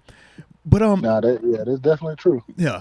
But I also want to ask you this, man. We obviously know transitioning from Green Bay to New Orleans, your roles were changing. Sometimes you're starting, sometimes you're not, sometimes you're on the active, in terms of active 53 man for the game day and things like that. But then you go to New Orleans and it's practice squad, just a lot of movement, right? How did you Right, right. remain confident though in yourself, in your abilities through all of that? Like you said, If you I'm come in, if yeah. if I'm being honest, my story kind of started from Green Bay leaving, and it just was like mentally after that second injury. I just don't know if I was all the way there, and Mm, and and I don't know if I could have staying there. Nothing against them, but it's just that's where I was in life at the time, and that's why I appreciate. Like I know a lot of people don't know, but after I left Green Bay, Steelers was the first team that offered. You know what I'm saying? But what? I end up going to the Patriots. You know what I mean? And Okay. for the Patriots, man, I just that's why I love my journey because I feel like my journey was gonna lead me here anyway. Because like when I left Green Bay, I was still hurt. You know what I'm saying? So Bill gave me what he gave me just off of film and just trusting that I could do what he wanted. You Mm, know what I mean? So even though I didn't get it and I didn't make that team, like I was still happy that he gave me the opportunity to play again and to get me healthy. That's mm. what the Patriots did. They got me healthy. And from there it was to New Orleans and it's like, okay, now I'm healthy. All right, let me get wet. Let me get my feet wet. And I Okay. feel like Okay. at that time and after and coming to here, it was just like, all right, I've had what I needed. I've had me a teacher. I've had time to get healthy. I've had time to get my feet back wet. Okay, now let's just run and have fun. We're gonna go up here. We're gonna listen. We're just gonna run and have fun. We're gonna see where it takes us. And they brought me back here for another 2 years. And actually, that's a perfect transition because I did want to ask, what was the difference this time around? You said you had decided against coming to Pittsburgh, the front end, but this offseason you do sign a nice 2-year extension, man. And I was very happy to see that you did sign to come back here because we definitely needed you. But yeah, what went into that decision this offseason? And did you have any other teams that you might have considered as well? Yeah, I had like 2 to 3 other teams, but I just think like after coming here last year, if I'm being honest, it didn't matter what team it was. I wasn't leaving Pittsburgh. Okay. And it was just really, man, the morale that they helped me with, to give me back, the confidence. I mean, it was just kind of all around.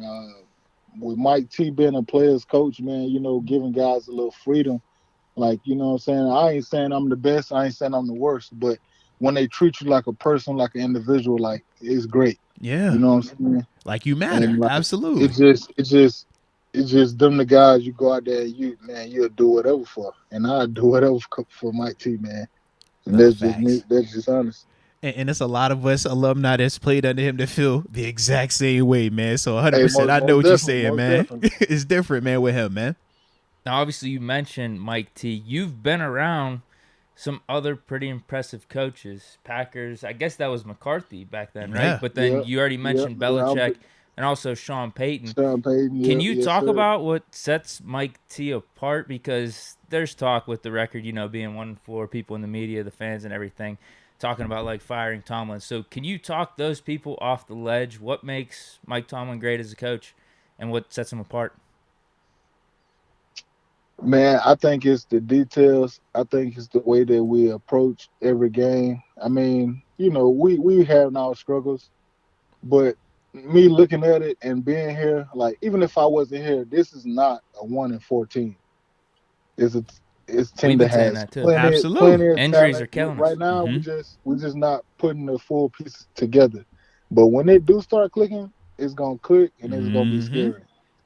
Because one thing I do know is, man, like I just feel like we have a lot of talent here. Mm-hmm. Guys, like we working, and to get back on Mike T, man, the way he set up the meetings, his word play, like man, it's just amazing. Like I ain't gonna lie, sometimes I almost feel like I'm in church, like I'm in there writing down like they ain't notes, but it's words that he say that can like that I feel like Yeah. besides this football, like they help me as a man He's and speaking that life. life stuff. Absolutely. Yeah, man. It just like that's why I love sports, man. I just feel like it relates so much, man. And I just love to hear him talk. Even if Yeah.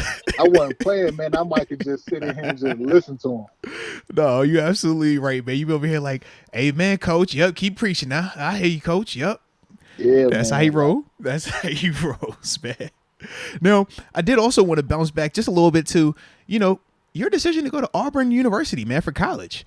Like, what went into that decision right there? well, if I'm being honest, I know a lot. Some of my closer friends might know, but if I'm being honest, man, one of my favorite schools was always Clemson. That was my first offer. Okay. From 10th grade to 11th. I love Coach Sweeney. I still feel like we got a pretty good relationship to this You day. said he offered you in 10th grade?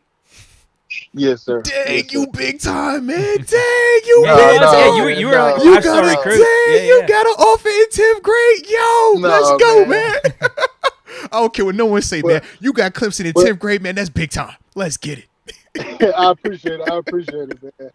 But really, I feel like a transition happened. I was 7. I'm gonna tell you how I was thinking. I'm 17 at the time. I'm like, okay, my favorite school is Clemson. But I felt that if I went and balled out in the ACC versus the SEC, I had a better chance of, making more money and Yeah. being able to take care of my family. That was where my mind was at that time. So I was like, okay, I love Clemson, but I'm gonna go SEC. And when it came down to it, it was like I didn't want to stay home in Georgia, and it was after that it was really just out of Alabama and Auburn. And if I'm being honest, man, I didn't want to be the top dog. I wanted to be the underdog. I wanted to be the team that Okay. knocked them off. You know what I'm saying? Okay. And that's really how it happened. Like, don't get me wrong, like I do love Auburn and I appreciate that journey. But part of that was, I didn't want to go to Alabama because I just feel like if I went to Alabama, it's the same thing. We're gonna have Yeah. another first round, second round D lineman. Don't matter if it's me or not. Uh-huh. We're gonna have these award finalists, award winners, and we're gonna win national championship. But it's like, what did we do different? We just kept a legacy going, and that's great. But it's great to create a new one. Mm-hmm.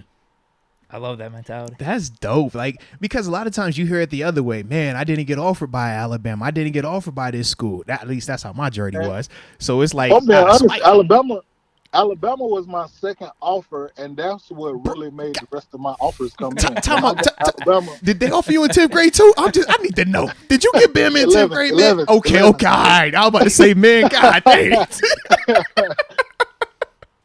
Yeah, that's pretty dope, man. That is pretty dope right there. Now, I'm sure you're in tune with social media. Have you ever heard of a butt retweet?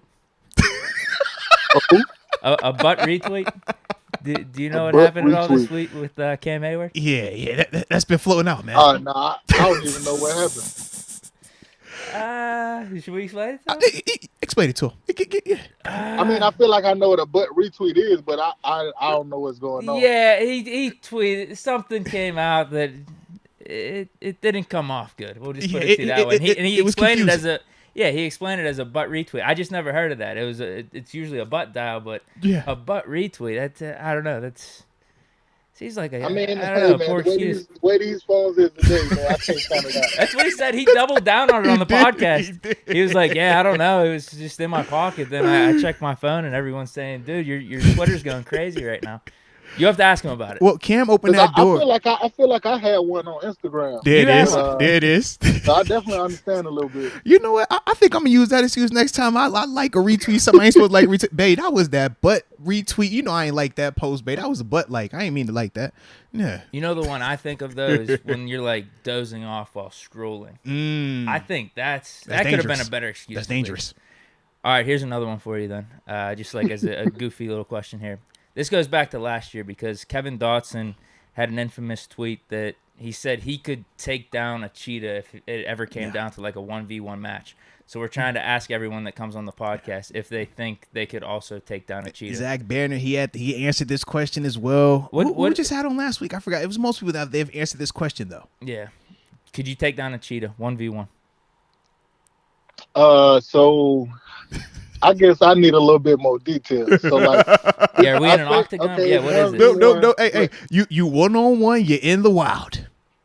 Is you? No weapon. Is cheetah? Yeah, no weapon. No hand, like no knives, no guns. It's just you, this cheetah, but it's for survival. It's for your life. Back against the wall. You making out of there or not? I think so. Ooh. I think I'm making it. Okay. I think I'm making it out.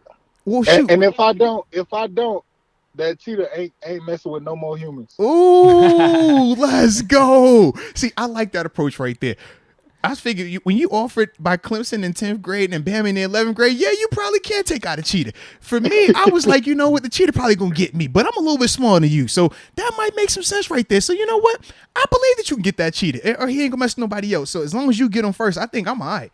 I like that. Hey, most definitely. I like that right there. I like that. All right. I got you. So I said, man, I had two more questions for you, man, before I'm finished with you. But I did want to ask you, man, you've been in this league now. This is your 7th season, you know, and you've obviously played a ton of games, man, had a ton of snaps, ton of productivity. But do you have a favorite play of your career that just sticks out that you're always just fond of when you think of? A favorite, just from the NFL, right? Yeah, it's just NFL. Yep. Favorite play.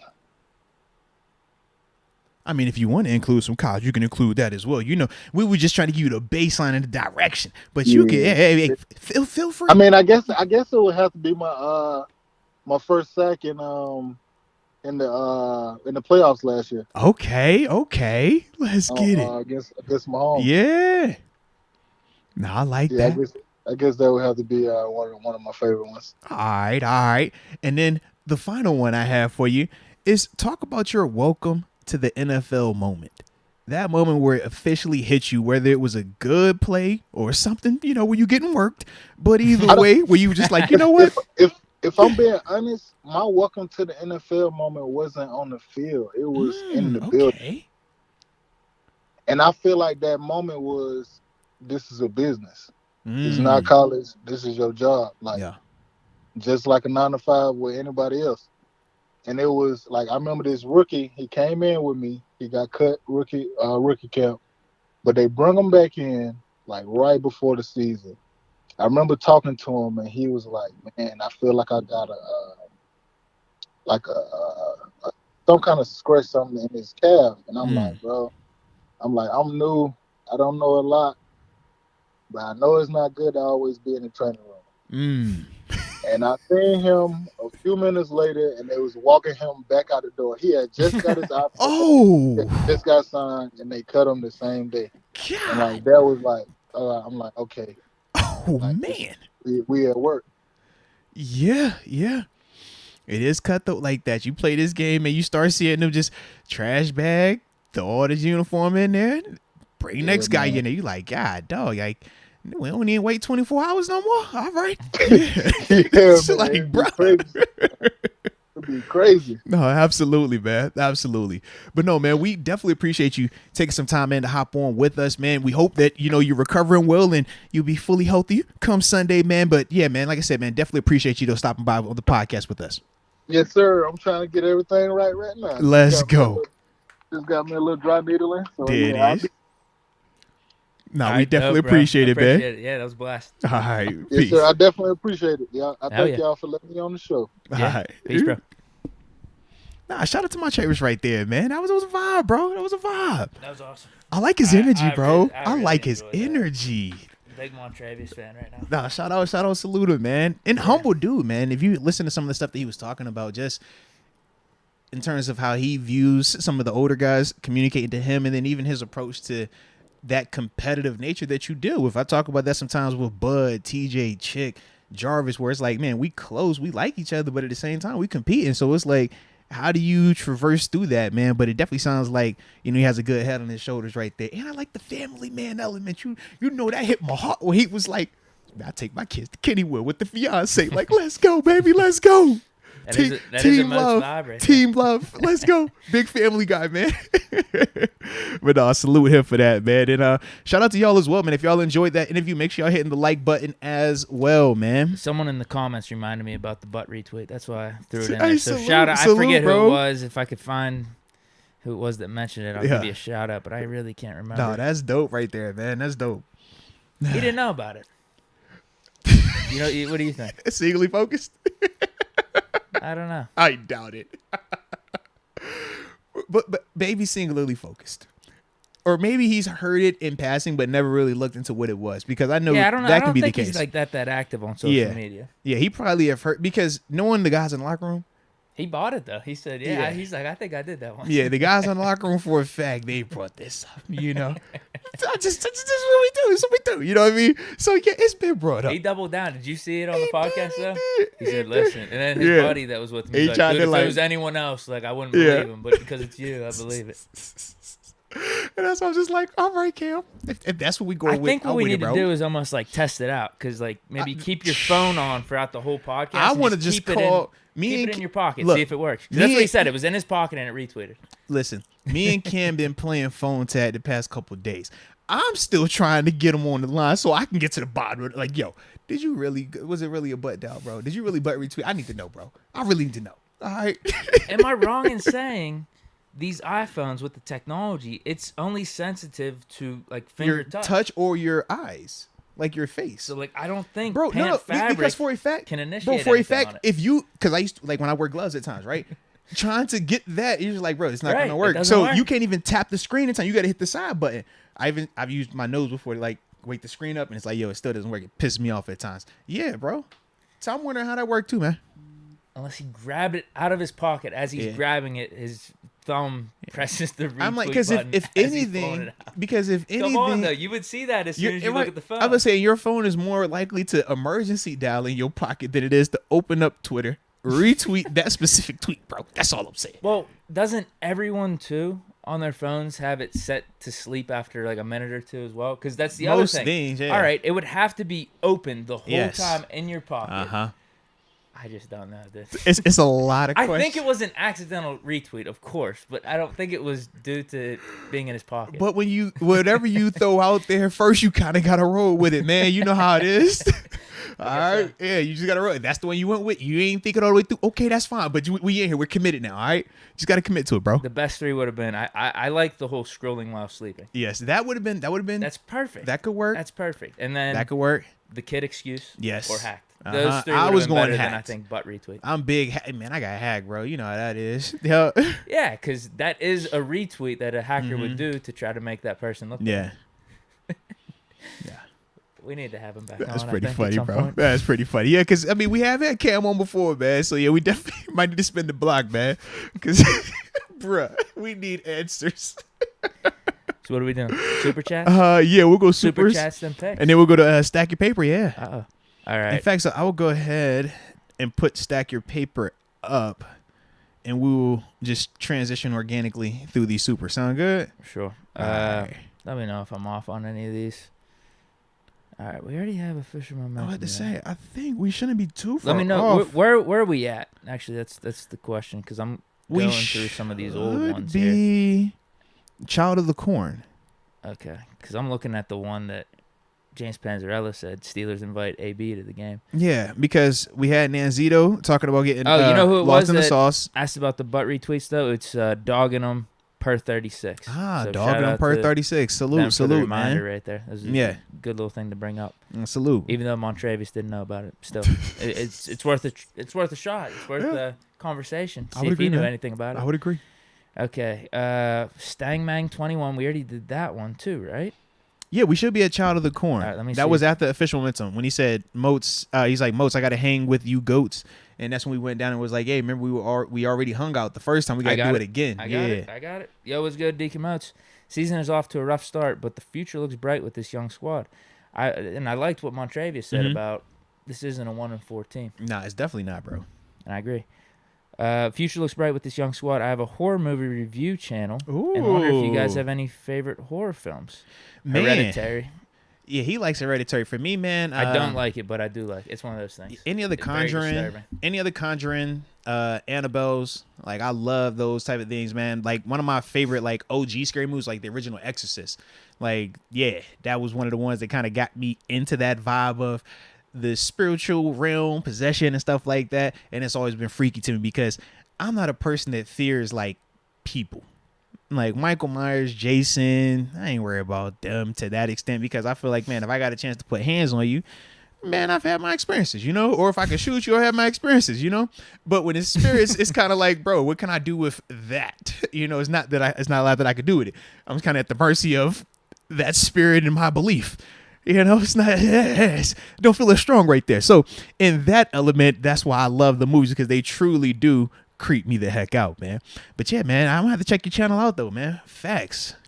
Yeah, I'd say Hereditary. Yeah. There's that other one by that same company. Midsummer. My Yeah, God. Midsummer's My dope too, bro. God. It's dope in a like weird. I'm never watching type of those way, bro. two movies again.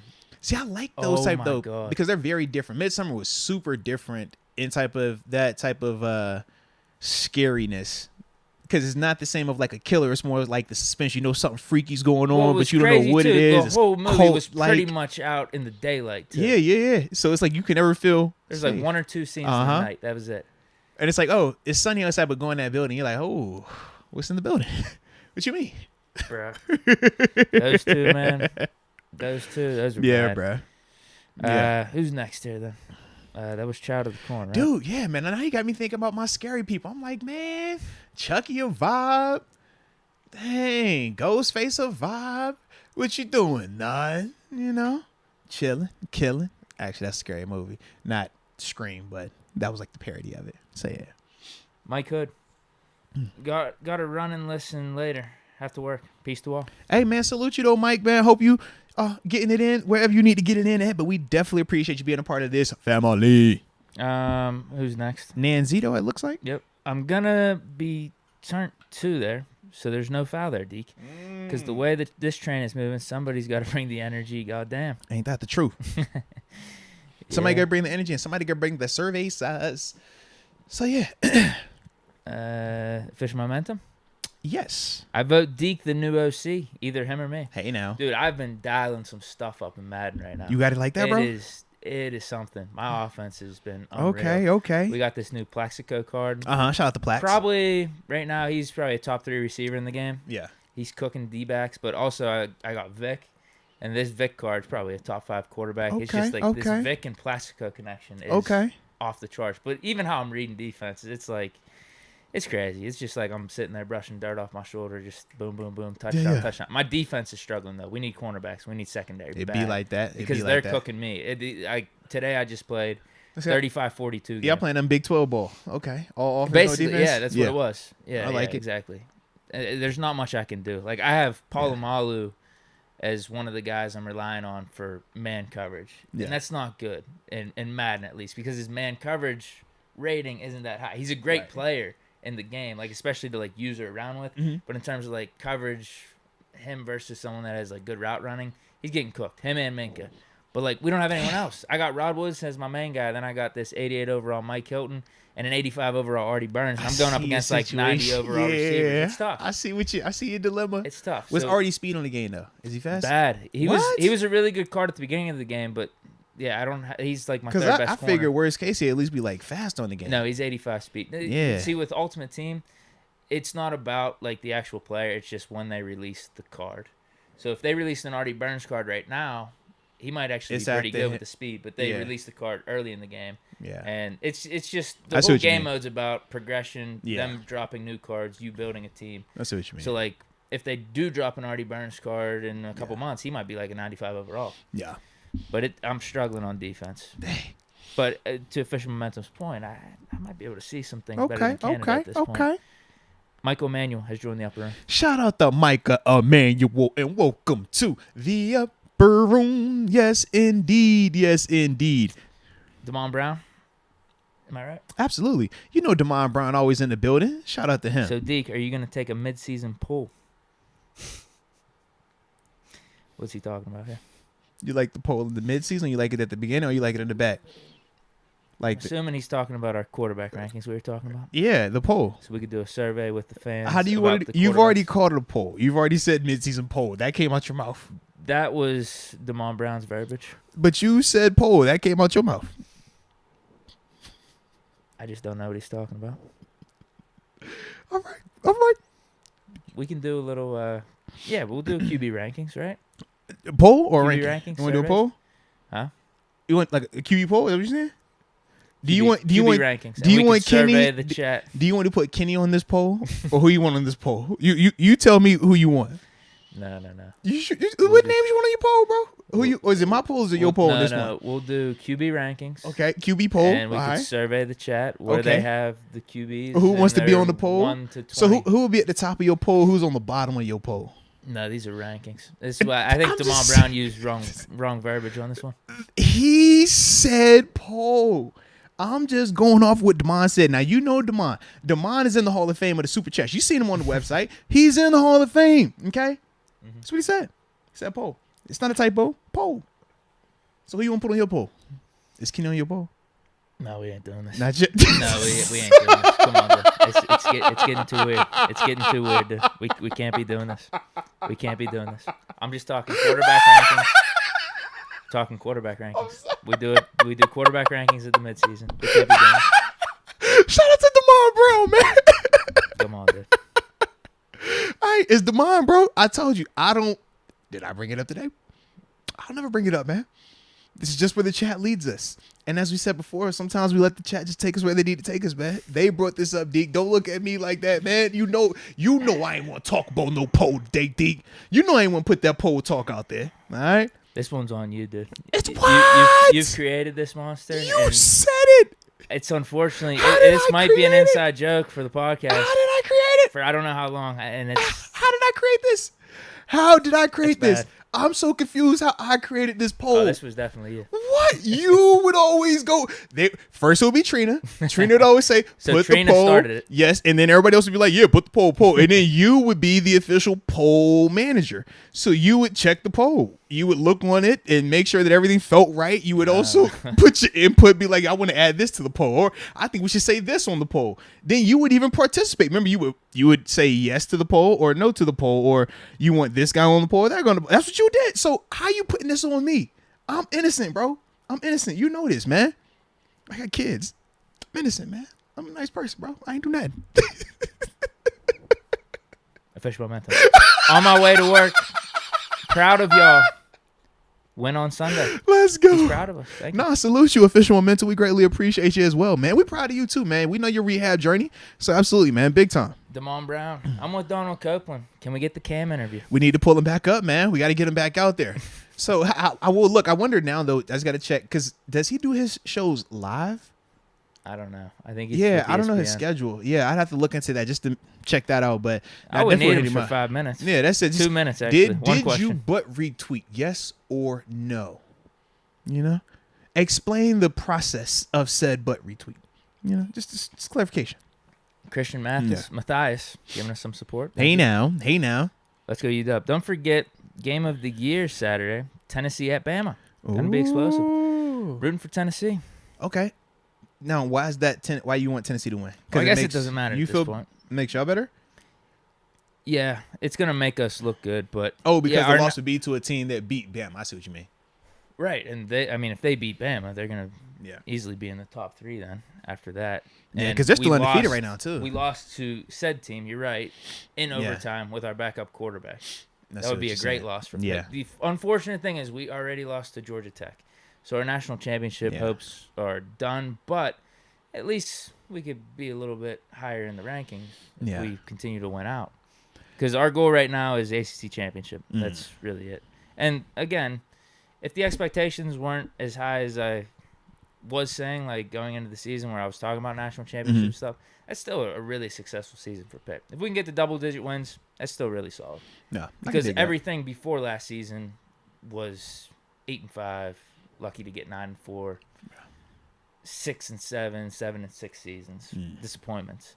Whereas, as I mentioned, if we could just stack up consecutive double-digit win seasons, that's good for the program. Maybe No, make it to it the makes ACC sense, it makes sense. championship, win it.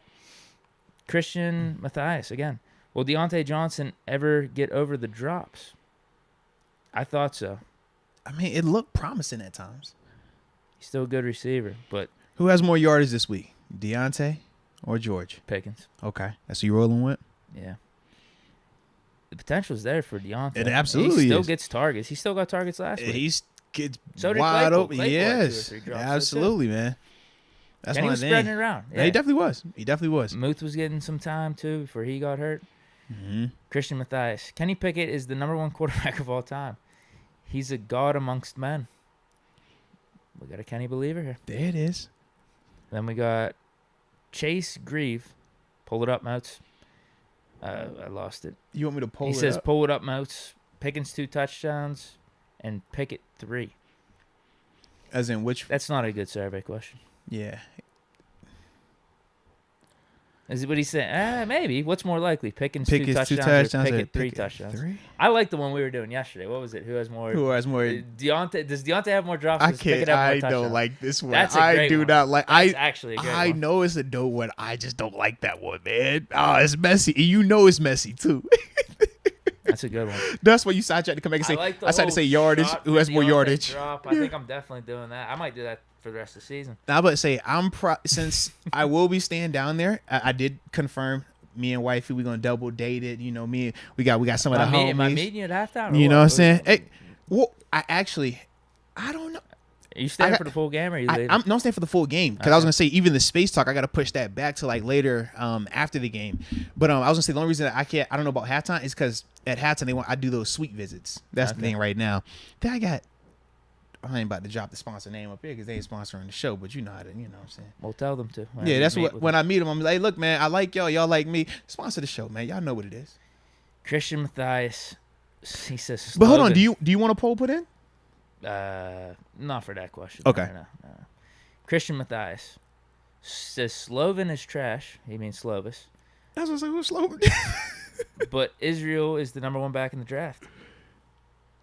Yeah, I don't know where his draft stock is, but right now I'd say Now, he's has the he number been 1 like back that for in the whole college season? Or football. did he just really just pop up in that last game? No, he's been really good. Okay. He's been really good. He got a little banged up in last game, but I think he was in the top, 10 or 15 in rushing yards. Okay. I don't know where he's at now.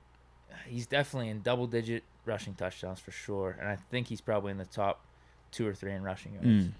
But yeah, no, he's been really good for us. He's been good for us ever since he came in as a freshman. It's just we got about 2 or 3 other decent running backs, but he's taken off with it this year. Yeah. Okay. No, I like it, man. I definitely like it. No, he's right. Slovis though, man. I don't know what to make of him, man. It done went downhill like that for you? It's tough, dude. Oh, man. Because you told me he was the one. It's tough. You said he's not Kenny, but he's going to be pretty up there with Kenny. That's what you told me. He would have won us that Tennessee game. Yeah. And I don't know if remember we talk about Mason, how he wasn't right after the whole Ravens debacle when he got jacked up by Earl Thomas. Yeah. I don't know if that's it. He got that concussion in the Tennessee game and just really hasn't been the same. Wait a minute. Deke. What? I just saw you talking the whole time, but your hands weren't moving. Huh? You was just talking. Your hands weren't moving. What are you talking about? You're in the chat, bro. Huh?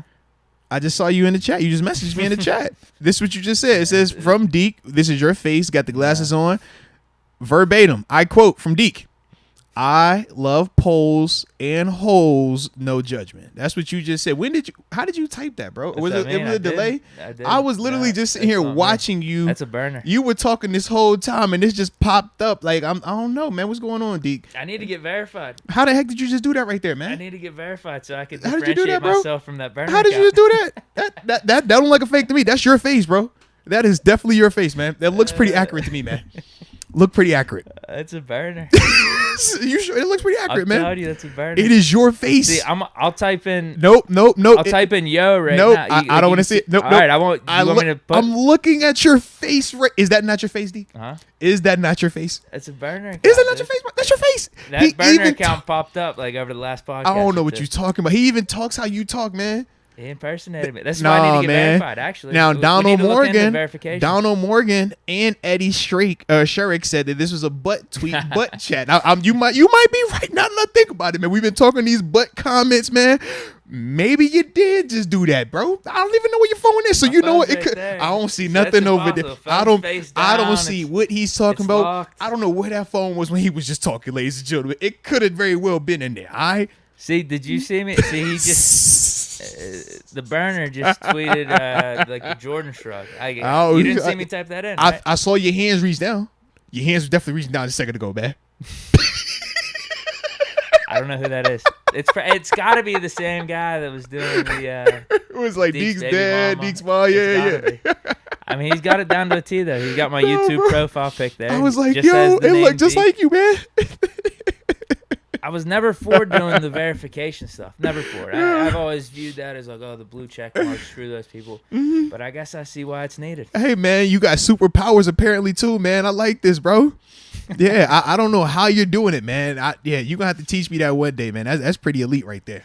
Damon Brown. Yeah. Over under, I got Deontay with 7 drops. Oh. He's got to be talking about for the rest of the season. There's 7 drops in one game. If he had 7 drops in one game, man, they would pull him at 4. Yeah, Tomlin wouldn't let he you would get pull past him 3 at 4. 4. He would, for a fact, pull him at. Based on what we've seen thus far, he would pull him at 4. Yeah, mandatory. It's like, yo, come on. That's excessive. 7 drops for the rest of the year.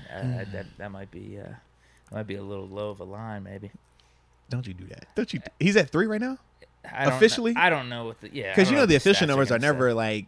I guess how when you actually watching it, you be saying like, bro, he clearly had 2 last game. Yes, and then we know he for a fact had one the week before that. Are they counting? There was 2 or 3 in the Browns game. How many are they counting? That's what I'm saying. Are they only counting 1? We know the Mitch one in terms of the pick versus the Jets game. Remember the one that's still Although I don't know, are they going to classify that? Like I don't know. Yeah, tip the defensive lineman's hand. But I'm like, was that not one of them 2? You tell me. Yeah. Yeah. But let's see. What did we say? Because I do want to. I'm interested in him in a sense, man. Deontay. Yeah. but I don't know how to spin it with Pickens, whether we're talking yardage or Pickens touchdowns. versus Deontay. Yeah. It's a better game. You can get fantasy points. How do we track that though? It's simple. Like, Oh, it is? yeah. So you don't have to do bonuses because usually in fantasy, if you get 100 yards, you get like a 2 or 3 point bonus. It could just be you get a point for every 10 yards, and then you could do PPR too. I don't know how much you want to weigh that in. You could do either half point per reception or point per reception, but that could be inflated at times where it's like Deontay, maybe he has 6 catches for 50 yards, whereas Pickens has like 2 catches for like 75. Yeah. Where you like, I just like, oh man, Pickens had the big play, but Deontay had maybe just some of those little catches. Yeah. And the fantasy points get inflated because of the reception. So maybe you could do a 0.5 PPR, which lessens that. 0.5 PPR, 10 points, or 1 point per every 10 yards receiving, and touchdowns are worth 6. Okay. That could be a way to judge it. Yeah, because I'm over here like, man, I don't know who's going to. Because I do feel like both of these dudes, I think Pickens, if he gets more targets, he should have the more yardage and stuff like that. But I also think of Deontay and how he is always going to get open. And if he just actually continues to catch the ball, and even some of those like near spectaculars that he's had, how many toe taps have we seen where it's just like, bro, you need a half size smaller, and these are catches. Yeah. And I'm just wondering, like, how long until those actually start to fall on the good side of it, you know? Oh, yeah. Cause he's 1 or 2 plays away from that changing a lot in terms of how we view him right now. For some of the simple ones that he has dropped, he has made some incredible ones over on the sidelines where you're just like, what? Yeah. Where'd this come from? Because Deontay has never really come off as the combat, tough catch guy. Mm-hmm. He's more of the, all right, Get him on a slant, get him in space, show some wiggle. Yeah. Maybe that's the question. Who gets more receptions? Pickens versus Deontay? Yeah. That's a good one. Yeah. I don't know if that's a good judge of who had the better game. No, not who had the better game, but in terms of on the front end of this thing, if we had to decide who you think would have more receptions. What are we doing? Is this just like a just me versus catches? you type of thing? Pickens. Think Pickens? Yeah. Okay. I low-key feel Deontay. He bounces back. Yeah, I think Pickens ends up with a better stat line, though, but I do feel like I think DJ gets actually to your point, more because we catches. talked about Deontay still getting a fair amount of targets. That's my thing. He still last week had 13 targets. Didn't he have 5 receptions last week? I think he had 6. It's like or is either 5 or 6 off of 13 targets. Pickens may have only had. It was what 7 or 8. It was 6 catches off of 9 targets, and then that's with Deontay dropping 2 clear ones that he should have caught. So hold on, let me pull this up real quick in the game summary. All right, box score.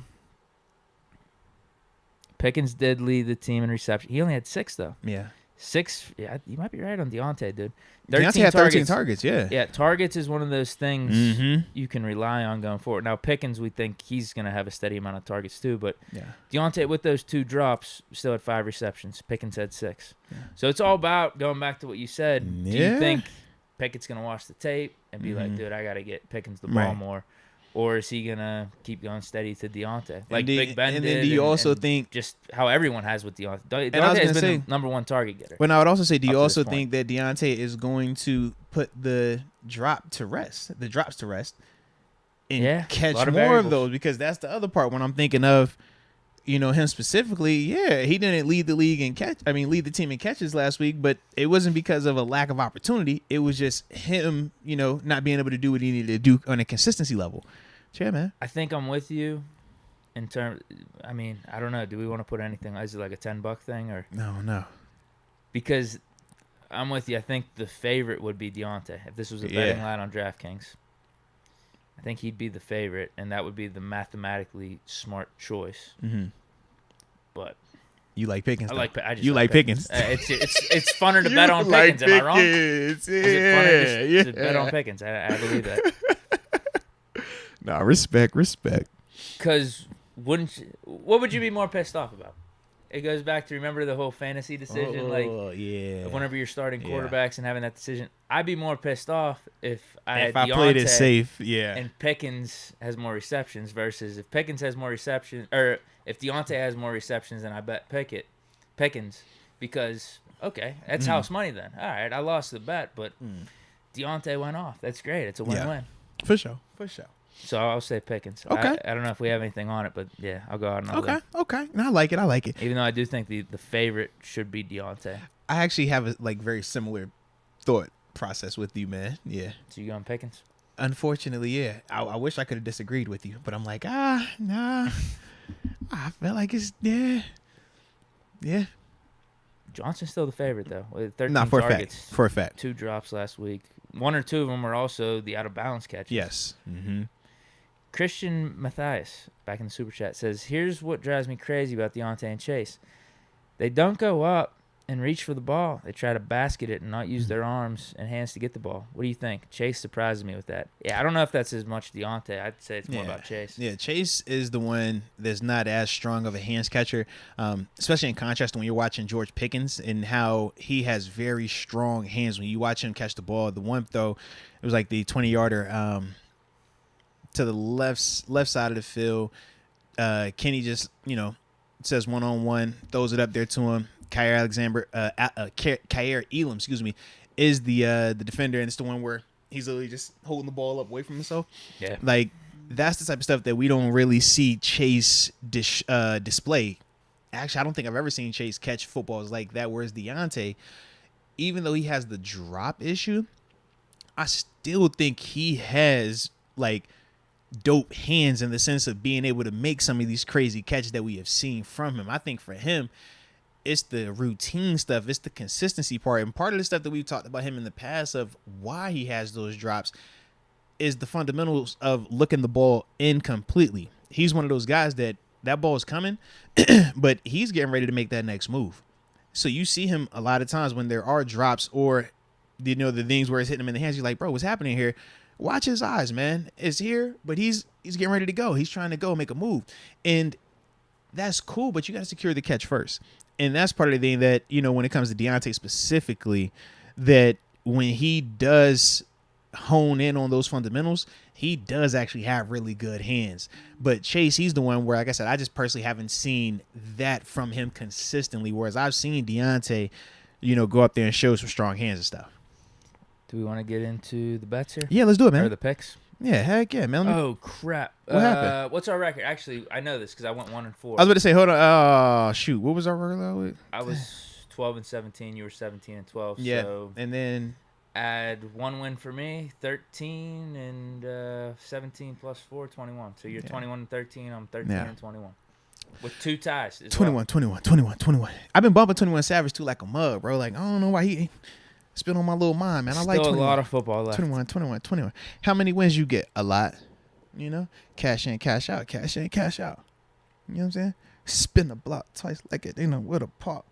That's what I'll be doing to you, Deke. These first couple weeks, man. But I'm staying humble. You know how I do. One game at a time, man. Just need to make better picks. One game at a time, 1 week at a time, man. Yeah. Ready for tonight? I'm singularly focused.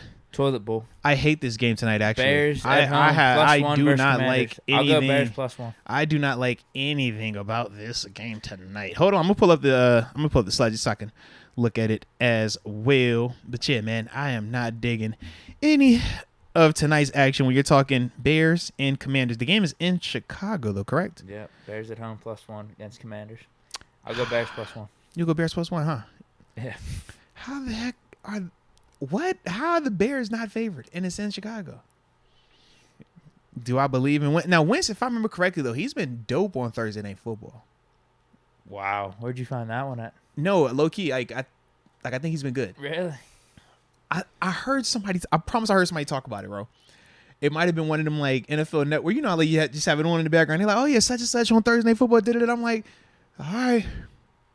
Which way does Wentz go after Rivera made those comments? That's the concern. Does he go in the tank or does it motivate him? To me, I'm like, bro, you really tried. I mean, I'm over here like, Coach, that's on you. How about that, buddy? How about that? You brought me here, so I blame you, partner. Wentz wasn't bad in the first 2 weeks. Mm-mm. He's gone down the tubes, though, the last 3. Mm-hmm. But I do not trust Chicago either. Yeah, I don't feel good about it now, the more I'm thinking about it. But yeah. I already said Bears +1, so... You could take Commanders. I could switch. I'll go Commander. Do you want Bears? No, I don't. I think I just want some action on tonight's game. I see. I can see the tempo. You know what? If you want action that bad, You know, if this is how you're tickling your fancy, you know what? We can go ahead and have a little action. Then I'll go Commanders. I got Bears. All right. So I don't lie. I said Bears you first. said +1. I got Bears +1. So I need to win by more than one. I need to win by 2 then. 1 to tie me, 2 to win. All right, here we go. First one on the Sunday, dog. Oh, shout out to On Christian DraftKings. Manzi. There it is. Christian Manzi followed up on me. Yeah, it's 6-0 Thursday Night Football, bro. Yeah, something like that. Winston's like it's That's like what I mean. I need to make better picks. Yeah. I'm not even using math to my advantage. I was gonna say it's like some crazy thing with him, bro. Like he's undefeated on Thursday Night making Football. terrible I don't picks. know why. I don't even remember watching him like that on Thursday Night Football. But that was definitely what was said, bro. Yeah. Steelers at home +8 against the Buccaneers. We still haven't made our score predictions yet. It's a +8. I mean, I got Steelers. +8. Yeah, we said we're not switching the spreads. I hate that. Ugh. I absolutely hate that. Ugh. Oh, you're thinking Bucks -8? Nah, I'm just saying, like, why has it got to be 8? Can we get a 14 again? 14 make it easy on me. 14 that'd be easy, bro. So are you taking Bucks -8?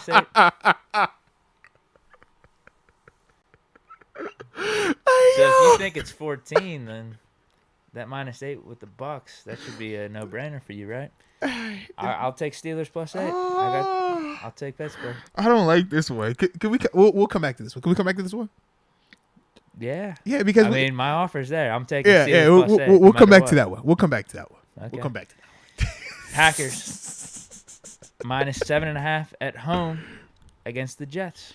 Ooh, -7.5 versus My the God. Jets. I need to stop Give me the- betting the Packers. Give me the Jets. I'm rolling with the Jets. Give me the Jets. Jets, Jets. Fine. That's what I want.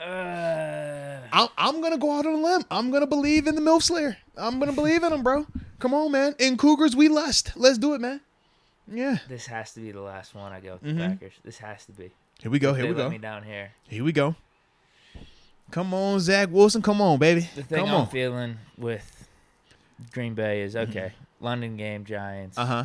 Maybe Little you jet toss- lag, maybe? Yeah, maybe you toss that one out the window. Yeah. They got their backs up against the wall, Mm-hmm. and I just feel like Rodgers is he's gonna start going on a little bit of a run here. I'm hearing it. Yeah, Jets away. I don't Zach like gonna that be as out much. in Wisconsin and Milwaukee over there trying to slay on and off the field. Fine. Last one, I'm Yeah. going Packers. All right, here we go, baby. Here we go. And I think it's my first time taking the Jets or second time taking the Jets. I think it's your first time. Yeah, but say I haven't really jumped on board, but you know what? I'm here now, man. Let's do it. Come on, Zach. Falcons at home, +5 against the 49ers. Wow. Falcons. Wow. Plus. I'll go Niners -5. No, you know I'm a Jimmy G guy. Falcons are undefeated against the spread right now. I know that part. But I'm with you. I I'm a think Jimmy G Niners. guy. I think Niners are on one Yeah. right now, so I don't want to go against them. Yeah, I'm. Even You with the know, Falcons. I roll Jimmy G. That's. Yeah, I'm a Jimmy G. Kirk Cousins stan. I think Okay. Falcons are a little bit worse of a team than what You're their supposed to go. undefeated record. You're against the supposed to spread go indicates. against Jimmy G, bro. You're never supposed to pick Jimmy No. or Kirk, man. No, Niners are a good team. Yeah. No, they're gonna keep it going. Mhm. Giants at home +6 against the Ravens. Plus. Wow. Actually, can I get the +6? You want Giants? Yeah, let me get the points. Yeah, I don't like that. That's too many points. See, I feel good. Like Giants I are like 4-1. that. They Yeah, have the better record over the Ravens. but they live and die through Saquon.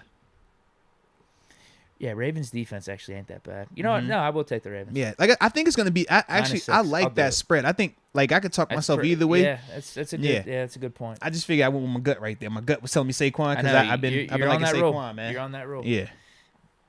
Yeah, I think that's there's got to be one of these breaking points with the Giants. I get it, Saquon's Yeah. on one, but still, it feels more fluky at this point. Like there's Well, to got to me, be it just one feel- of these games where they start falling off. To me, it just feels like right now they're just living and dying through Saquon. As long as he's on and healthy, and right now he still looks pissed off and fired up. So I'm banking on early season Right. Saquon. When we start getting to like week 9, 10, I'm like, all right now. They start getting exposed a little bit. Maybe Saquon gets a little banged up. You know that's how it works. It starts falling on Danny I'm just Dimes' over here. shoulders I'm a like, little yo, more. how many times can I play with this fire until he slows it down? Because you know it's going to happen. This It got to be always the happens. one. It always happens. This definitely could be the one. Well, either I'm way, playing with fire this week. I really hope the Giants win. Yeah. Because that would be great. Oh, it's better for us. Yeah, Yeah. it'd be great for our AFC North hopes, Yeah. especially That'd be being huge, this random actually. NFC team. That'd be great. Yeah, that'd be huge. Dolphins at home plus 3.5 against You know the I'm Vikings. Captain Kirk. You already know No, I'm Captain Kirk. I'm not getting close to this one. Okay, I'm about to Nope. say big Captain Kirk energy. Nope. Yeah. Saints at home plus 2 versus the Bengals. Wow. Plus 2? Wow. I'll take Cincy. How you feel about that? Wow. Is it still Dalton? Well, they won with Dalton last week, but wow. Yeah, because Jameis been dealing with, was it the back, right? Yeah, he had the broken vertebrae or whatever, but he's still not on IR. I really want the Saints to win. It's like that Giants-Ravens Why don't game. you take the Saints then, man? But bet with your heart, not with your head. no, I do think the Bengals are the better team. But They're they've just- been still very inconsistent. I know, they've been- Hey, come on now. They've been a weird team early Uh-huh. on. I don't like this one. I just want to stay away. You sure? I just want to stay away.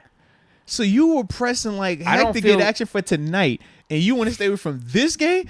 Tonight's game is way nastier than this game. This game is I at least know. makes more sense. Well, I Yeah. think the difference is the Bengals at least have the X factor with Joe Burrow. Yeah, I'm looking at Burrow, Chase, Whereas- and Mixon. Whereas the Bears Commanders tonight, both teams are just It's just bad on shitty. bad. That's what I mean. And the thing is, I didn't even want to watch this game tonight, Deke. My whole mindset was I'm watching Jeffrey Dahmer with wifey.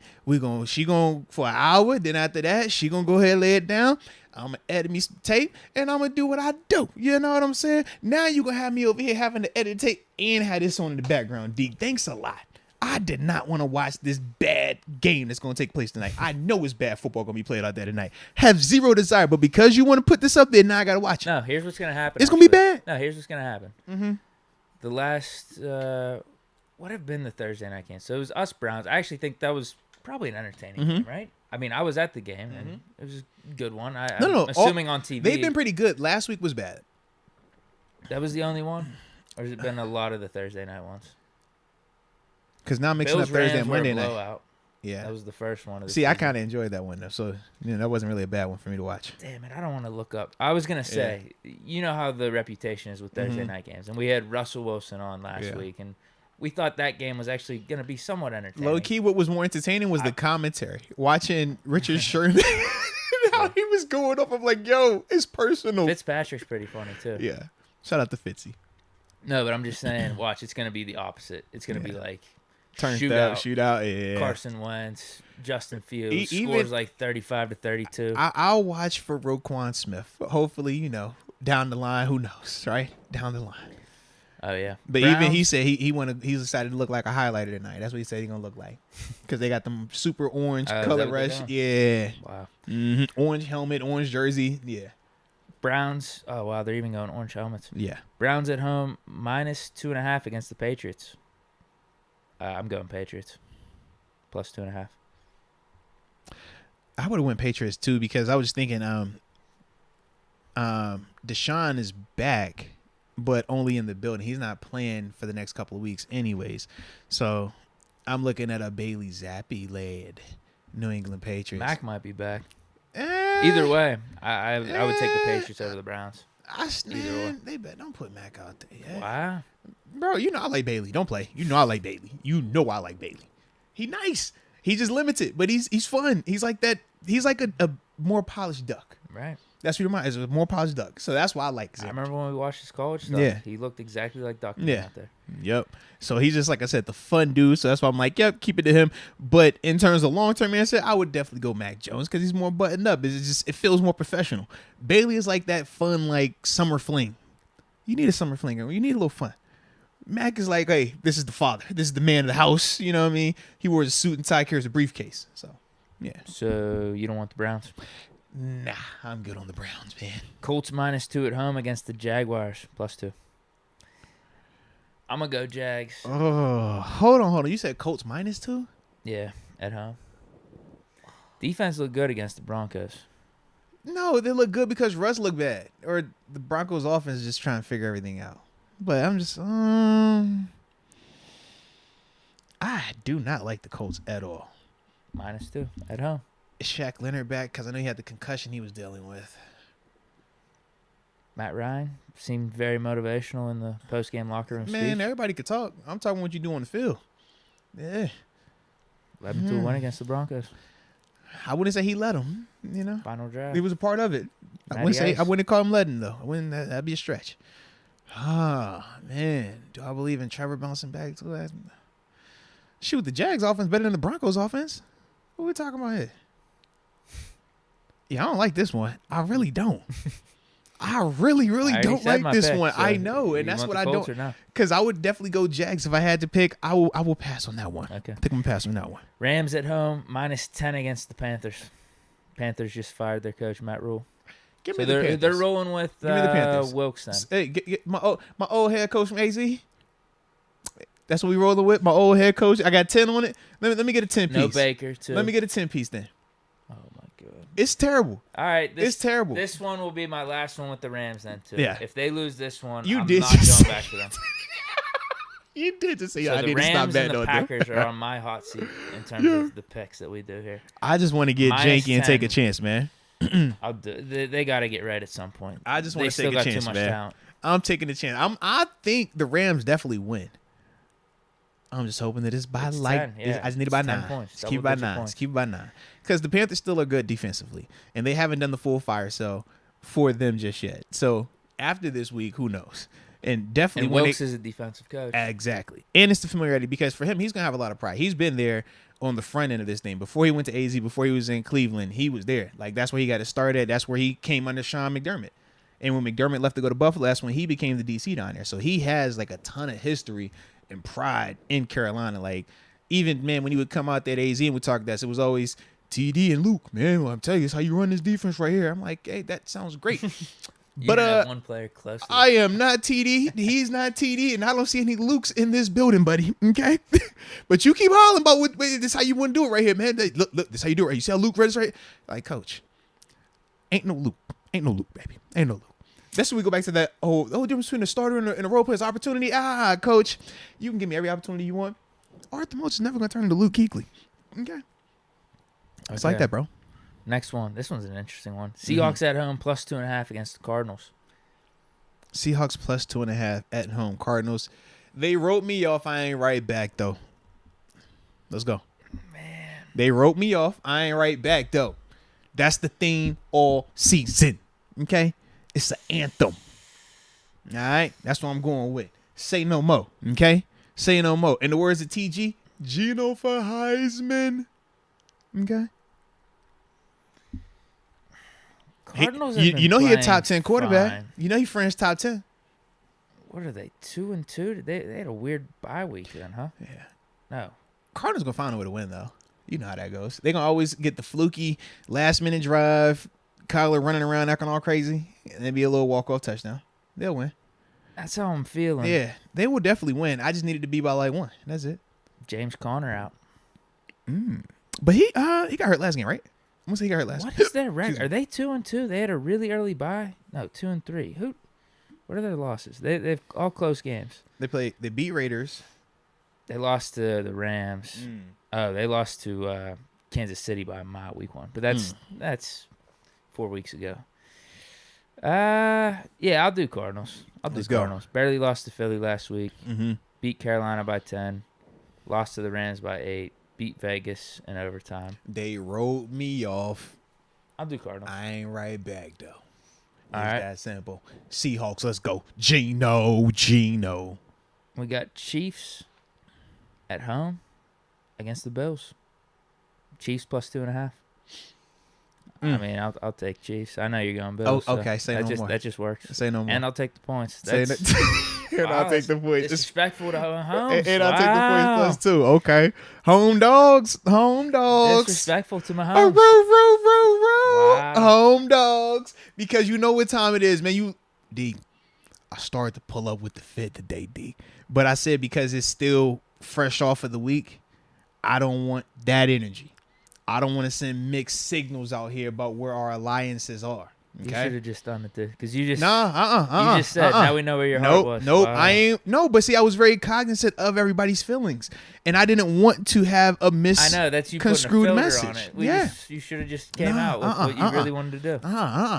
What you really wanted to wear today. No. It's out of respect because, like I told you, I knew I was going to be down the line with this thing. I knew I was going to be happy about one side and disappointed and sad about the other side. However, the game turned out, so I already knew this was going to be my approach. But yeah, man. I mean, it just came in yesterday. Deke, fire. Oh man, fire. What? It's just fire, bro. Just know. What did you get, like a starter jacket? Just know it's fire. That's all you need to know is fire. New cap? Okay. What is it? Just, When are you rocking it? when you want me to wear it? Want me to wear it on Monday? It's up to you. I try to wait for Victory Mondays, but I figured I ain't want that one to be the energy this week. If that's all right with you. Like I said, you just should have done it because at least we would have known.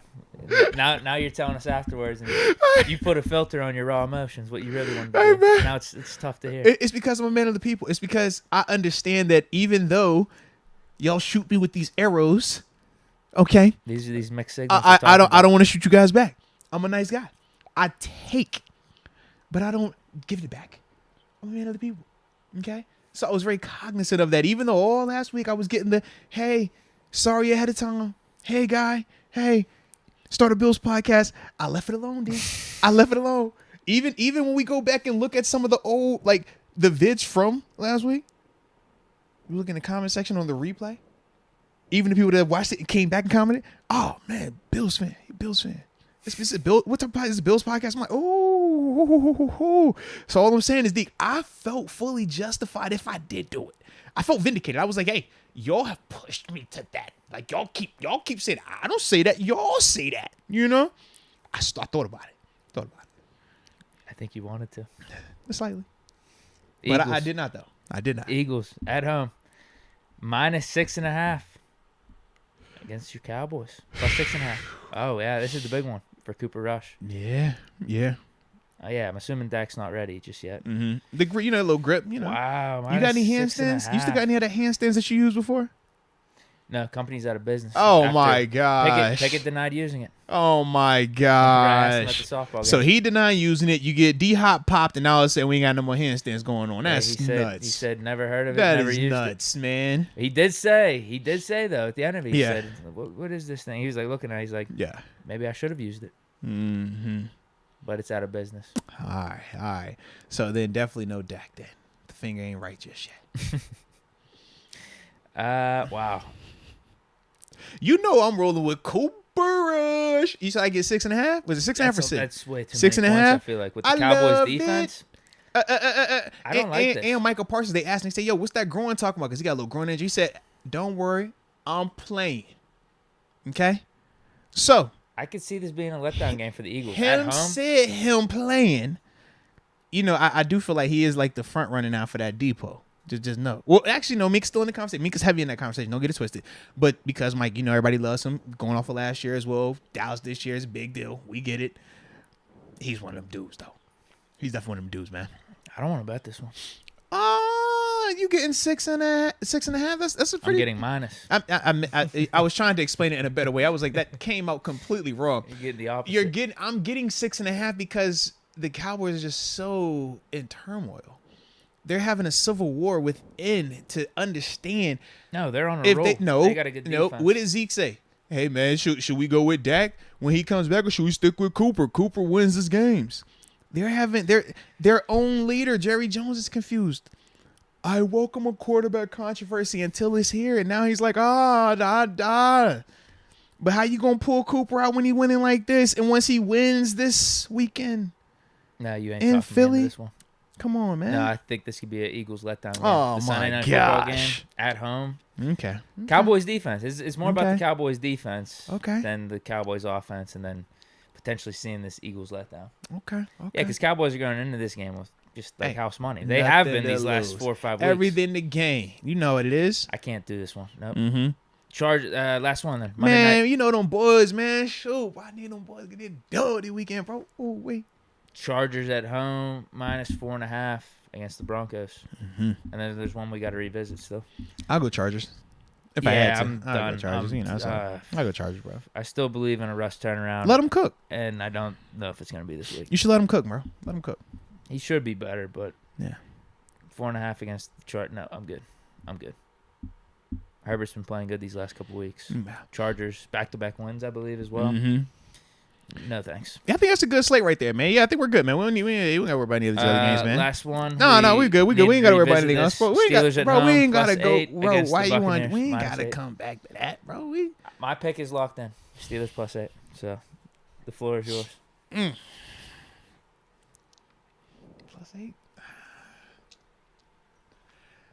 You could either take the Bucs, what's the injury or we report look move on. like today? What's the injury report look like today? It should be updated. Huh? Yes, it should be up there. Before I make my pick, let me get the injury report, please. Okay. Elite level stall. 1 hour ago. You saw the elite level stall right there. Let me get the injury report. This is good. We need to do this anyway. I need new information anyway. Let's go. Thursday. Okay. Deontay, hip, full practice. Mm-hmm. Cam Sutton, hamstring, DNP. Witherspoon, hamstring, DNP. Yep. Nope. I'm good. Nope. Nope. What do you mean? Man. All right. I'm talking myself into this +8. Let's hear it. Come on. I already Come on. have the Steelers +8. So I know it's you do. It's either you take the Bucs.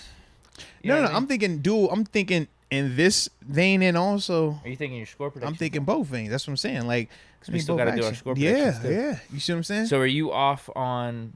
What are you doing with the +8, -8? You want me to keep? Let's just go through this injury because report. this is my issue. You ready for this? I'm talking myself into this thing, and I'm looking for everything I can to make it make sense to me. When you're telling me +8, at first I'm kind of like, you know what?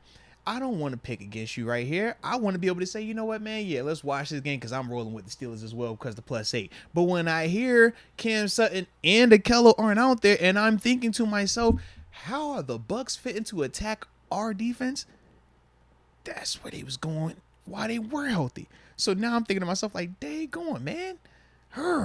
It's making me mad, you know? Levi Wallace, concussion, Good news. LP. There we go. All right. That's a step in the right direction. That's a step. There we go. Terrell Edmonds, concussion, FP. That's back to back. All right. Definitely gonna need him. Definitely need my man's out there. Edmonds They give us some will more be back. versatility as well, too, man. Let's not forget about Casey. That's what I'm saying. This will give us versatility, bro. Minka, knee, DNP. Just rest. We resting him. He needs it. He's earned. Montravius Adams, just had him on. FP. And you heard what he said too. He said, "Bro, I just got them needles done. Just got them needles in my junk. I'm He's good. getting right. And now let's go out there and have a little fun with it, man." Mason Cole foot, DNP. I think he's playing, right? Yeah. We pray to God he's playing. Yeah, the ones I'm more worried about are the corners. Hassenauer would come in, right? Yeah, but to me, it's the corners that stand out to me the most. Also, Pat and Larry. What about them? Yeah, Pat, LP. Okay. Larry, DNP. Zach, FP. So Zach will play. Okay. Gentry. Yeah. They said Pat's interesting just because the whole concussion thing and the 3 within a year and a half right now, and that's just Well, and just even how it happened. yeah. Even though he looks Yeah. right now. He ain't look He right when wasn't it moving happened, for a bro. minute or Yeah, so. he did not look right when it happened. Yeah. Bucks injury report. Yeah, what we got on there, man? Brait, concussion, FP. Jalen Darden with the tooth. Now he's back, FP. Did he get his tooth fixed? I guess so. That's what I need to know. Is the tooth still in there or not? Because Cole Beasley, when he lost his tooth, he was actually in the game with that thing just hanging out. Carlton Davis, hip, FP. Okay. Mike Edwards, elbow, LP. Russell Gage, LP. So most of these guys are getting upgraded here. Yeah, because like you said, Carlton was the one yesterday. Wasn't he limited yesterday? Or was he full yesterday too? Full. Full yesterday. Gage was the DNP. That's what it was. Okay. Yeah, Mike Edwards was LP yesterday as well. Golston, rest, DNP. Chris Okay. Godwin, they have DNP, but they have also listed rest along with his hip and knee. What Akeem about Hicks? I was gonna say foot, yeah. DNP. Okay. Julio, DNP. That's good. Okay. Keep Julio up out there. Yeah. Sean Murphy Bunting, DNP. Okay. Quad. Nassib, illness, full practice. That's what yesterday He's he had the back. illness, yeah. He was DNP yesterday. Maybe he's had a little bubble guts. It happened. Perryman, knee hamstring, full practice. Okay. Yeah, they're gonna be both right. All right. Logan Ryan, DNP. And Donovan Smith, tackle, LP. So I stand by my +8, though. Yeah, I'm gonna just leave the +8 alone. I don't want to mess with the plus 8. I ain't feeling the plus 8 thing. You don't want to make the pick? Yeah. I'm cool on So that. you're going Steelers plus 8? I'm just gonna leave it alone. Can we just not even just leave that one alone, man? We do need to do our score predictions, though, right? Actually, we could just read some supers and get up out of here, man. We ain't gotta do all that, bro. It's up to you, man. We ain't gotta do that though. We ain't got. Let me at least make my predictions. There we go. You should make your prediction, and then we should read super chats, and then we should be good. That's what we should do today, man. That's what we should do. Let's go, UW. Yeah. Wentz is the reverse Kirk Cousins. Yes, there we go. Yes. I see where he's going with that. Because Kirk is a 1 o'clock guy or a 9 a.m. guy if he's, across the pond. He gets it in. You don't want him in prime time when them lights come on. In fact, my only time playing Kirk was in prime time. Maybe that's why I like playing in prime time, bro. And I think your only loss picking Kirk this year was whenever it was he was Eagles, in prime time. Vikings in prime Yeah. time, and I went Eagles. That's it. Derek Dunn. Thoughts on playing Mark Robinson an inside linebacker? Love the show. Love the show, too. Steelers, by the way. Y'all play RuneScape, ? Hashtag go Steelers. No, I've never played RuneScape. That's still around? Bro, I had no clue You what ever hear RuneScape that? was. No, what is it? It's like almost like a Dungeons and Dragons type Oh, of thing okay, online, where you like create a character and you're just going around and doing stuff. Yeah, It's like a virtual world. Okay. Yeah, actually, no, I have not, man. Were you ever into like Dungeons and Dragons? No. Yeah, I never got into I still I like to watch movies along that type of stuff. Obviously, like the Harry Potters and stuff, Lord of the Rings stuff like that. But yeah, I never really got into like the game element of that though. I had a couple friends that used Yeah. to play it back in the day. I mean, this is going back to like grade school. Yeah. I didn't know it was still around. It was popular back then. It was almost like a Fortnite back then, Mm-hmm. I think. But Okay. I never got into it. I was always a Madden guy. Madden and NCAA football. Same. Some NHL. Yeah. And then I got older and it was Call of Duty. I want to shoot you. All right. But thoughts on Mark Robinson, that inside linebacker? No, I like Mark a lot, man. He obviously is a really good young player right now.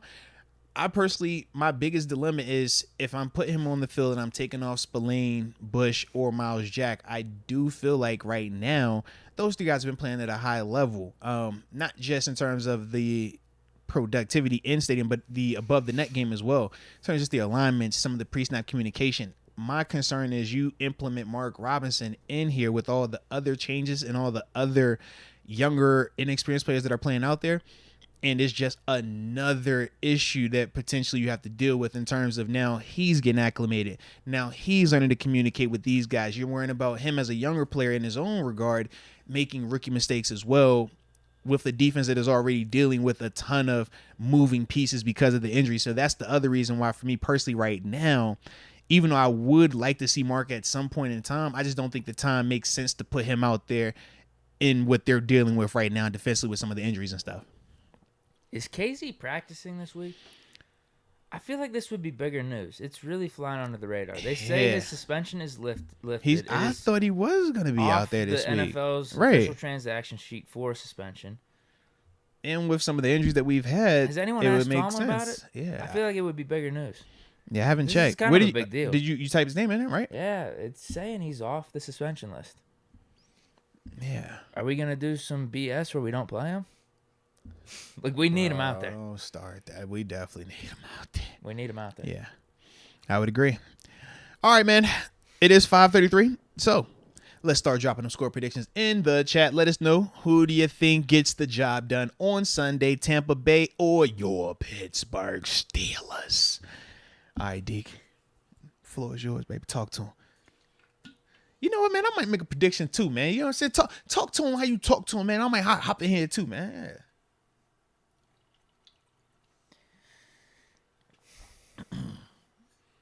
How do I want to start this? Uh-oh. Doom. Yeah. Take that. I don't think I need to get into details. What's some details that you ain't trying to get into?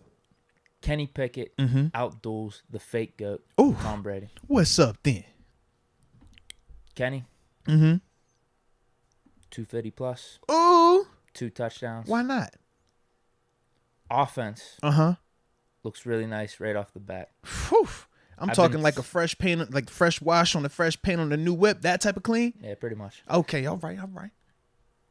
We have to use the Packers formula with how Okay. they took out the Bucs a few weeks ago, and I've been hinting at this Well, you know, throughout our Coach couple Tomlin podcasts. said he don't care where a good idea comes from as long as it works, baby. So let's ride, okay? I actually think Canada dials up some good stuff early on. Calls him. Ding, ding, ding.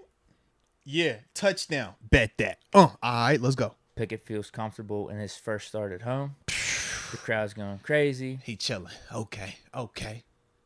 We've been so used to. And you said the crowd going crazy because you're in attendance. I'm gonna be in be attendance. Oh my god! Ah! I'm ready. Okay, let's go. I'll be there. Mm-hmm. This will be the first time Yeah. the crowd gets this excited Whew. for a quarterback being announced coming out of that tunnel. Whew.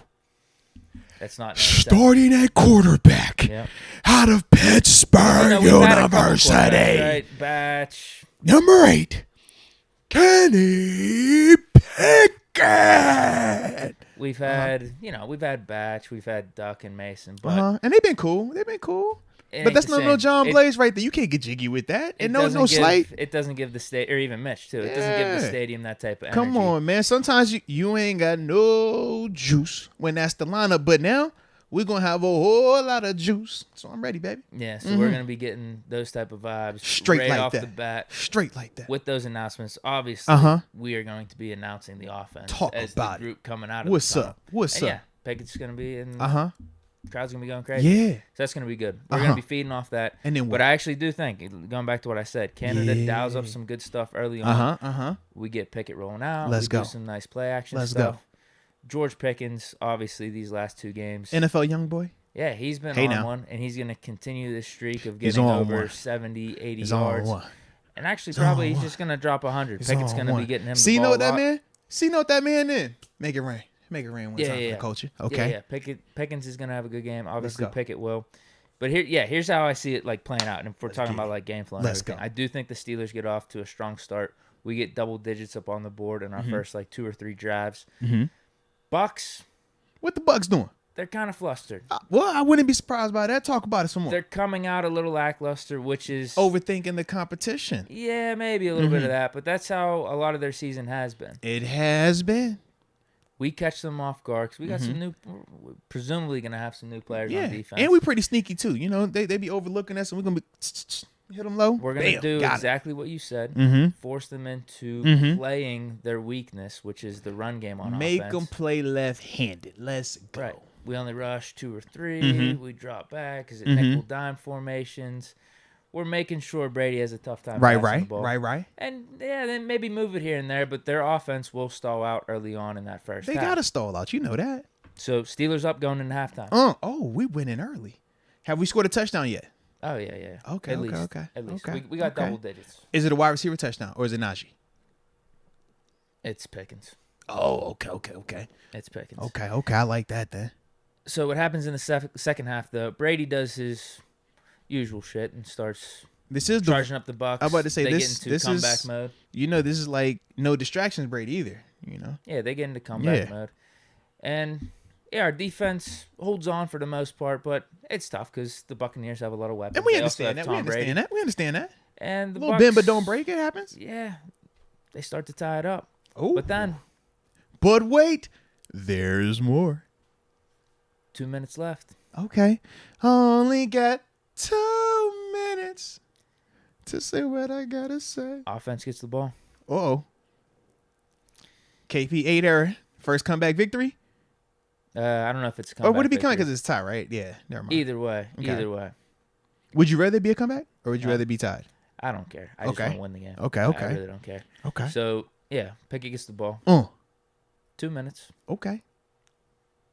First play, what are you doing? Cuts off the headset from Canada. As a rookie, whoa, first home start as a rookie, he got the court, Lord. He actually punches the mic in the helmet. What? Yeah.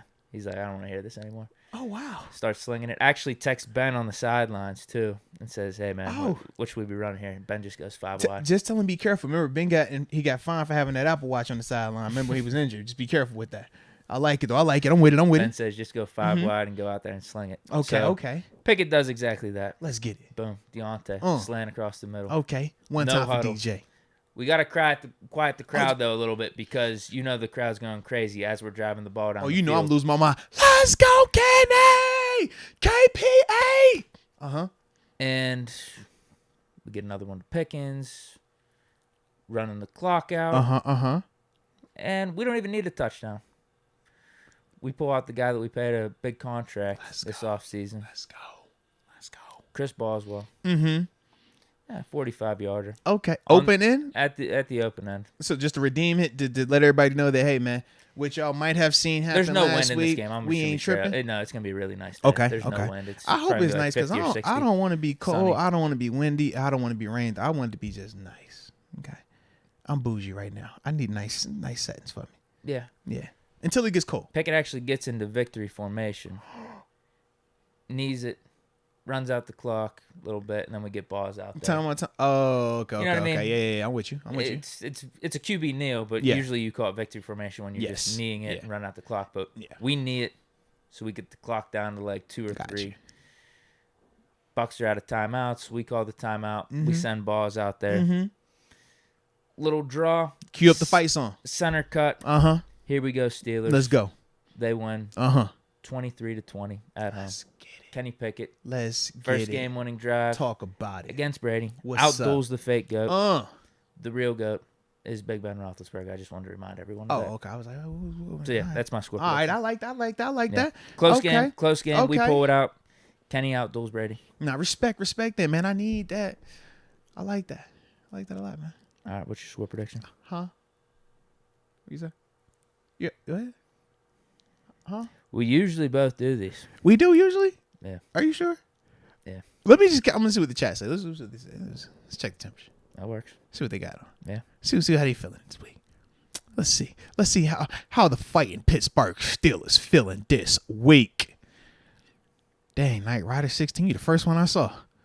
34-13. Bucks with the sad face. God dang. Jason Winston, 24-14. Bucks with the crying sad face. John Easton, there we go. 27-14. Steelers with the dub. I like it. Devin Herbert, 34-12 Bucks. Lord. Oh, Rod Dolly, you know he gonna ride 20-17. Steelers with the dub. Last ride. The Matthew 415. He has the Bucks 30-13. Jacob Malicio, 69 for them Bucks. Steelers -16. Wait a minute, man. Why they trying us like that, bro? They trying us, D. Rocky 2005, 49-6 Bucks.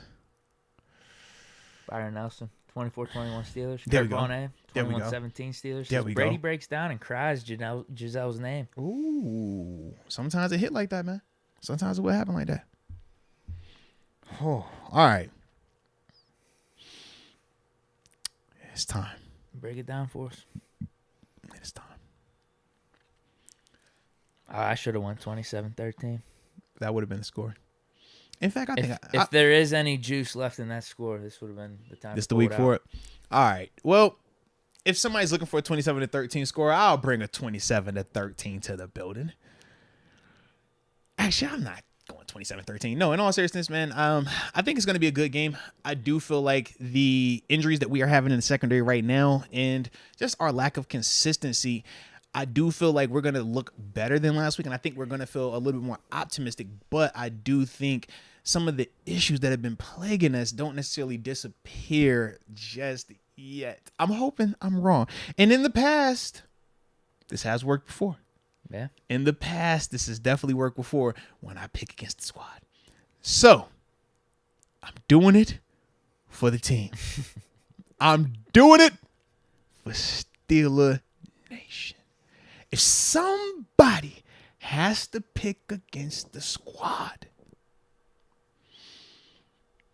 don't ask what the Pittsburgh Steelers can do for you. Ask yourself what you could do for the Pittsburgh Steelers. So, unfortunately, I will have to sacrifice and choose the Buccaneers to win in this game 24-17. But we do finally get an offensive receiver scoring touchdown as well. To me personally, I got Pickens scoring one. I also... dark horse candidate, give me my man Gentry as well for a tutty. Then I got Bots kicking a field goal. Kenny gets 2. Yes, that's how I have it lined up, man. But ultimately, like I said, I do think that the Buccaneers, man, just offensively, man, they have a lot that we're going to have to account for. And we still got a lot of moving pieces defensively. And hearing that injury report, just in particular the secondary, because those aren't guys that we're asking, hey, man, is this a sprained ankle or is this an upper body injury or something that you, or not even lower body. I mean, is this an upper body injury, right? Is it a shoulder? Is it a wrist? Is it elbow? It's like, bro, these are hammies versus guys that we know going to have you on hammy alert anywho, man, just in terms of their route running, their ability to create separation and stuff like that. So, like I said, I will make the sacrifice and roll with the Bucs right here. Unfortunately. Did it for the team, huh? I did it for the team, man. I did it for the team. I said, 24-17, right? That's what I said. 24-17, you know? I did it for it. So we cover. Does that count? Maybe I should go back and pick +8? Well, it doesn't matter then. You know, yeah, because it would have been a wash. So, yeah. But either way, that's where I'm at with this thing. I hate to do it, you know. You did it for the good of the team. I did it for – sometimes sacrifices have to be made, okay, ladies and gentlemen? I just made the ultimate sacrifice for each and every one of you all, okay? Well, it's good you clarified everything. Yeah. Yeah. That's why. Yeah. It hurt me. Did it for the city. Listen, I put it on my Three Rivers shirt for a reason. You see it. Okay? I wonder what your record is whenever you pick against. Low-key really good. Huh? Low-key probably like really good. What do you mean? I win a lot of those. That's the problem. I get nervous. I don't like picking against the team. Wait. So you're not doing it for the city. I'm hoping it works out this time. I hope it works out this time. It's worked out in the past like once or twice. In the past, it's worked out. I thought it was actually a good winning percent. I thought it was like 80% of the time when you do it, we win. It might be. I have an 80% success rate. Yes, we'll just leave it at that. I have an 80% success rate. You've been keeping tabs. I'm going to the well of luck. Okay, let me go to the well. All right, y'all are desperate. Y'all desperation is what? Fire this guy, fire that guy, bench that guy. My desperation is, all right, in the past I've picked this before. In the past I've said this before. In the past I've worn this before. Let's try this again. So that's why I'm doing what I'm doing, okay? Yeah. Okay. Well, we're both going to be there. It's going to be a fun game. Yes, it will. Yes, it will. So with that being said, though, man, that is gonna do it for today's show, man. I hope you all enjoyed yourself. Okay, I just want to get your reaction to this quote real quick. Matt Canada sees wide receiver Calvin Austin III as rusty. May need time to jump on the moving train. 4.2 speed doesn't seem rusty to me. How about we get him in the offense? I would agree. I think his offensive play call might be a little rusty. I don't care how rusty 4.2 speed is. Let 4.2 just run 4.2. But I do understand it, though, in all seriousness. And that was kind of like what I alluded to when we first talked about Calvin coming into this week. It was like the only thing I could see hindering him is if he's not picking up just offensively what they're trying to do, because it is in season. And we're not just in season and having a ton of success. We're in season and kind of in this like funk on top of it. So when you're talking about implementing new players or implementing a younger guy, if you're Matt Canada right now, you're thinking to yourself, man, I can barely trust the dudes that I currently have in terms of Chase and Deontay, right? And some of the things that they've been doing.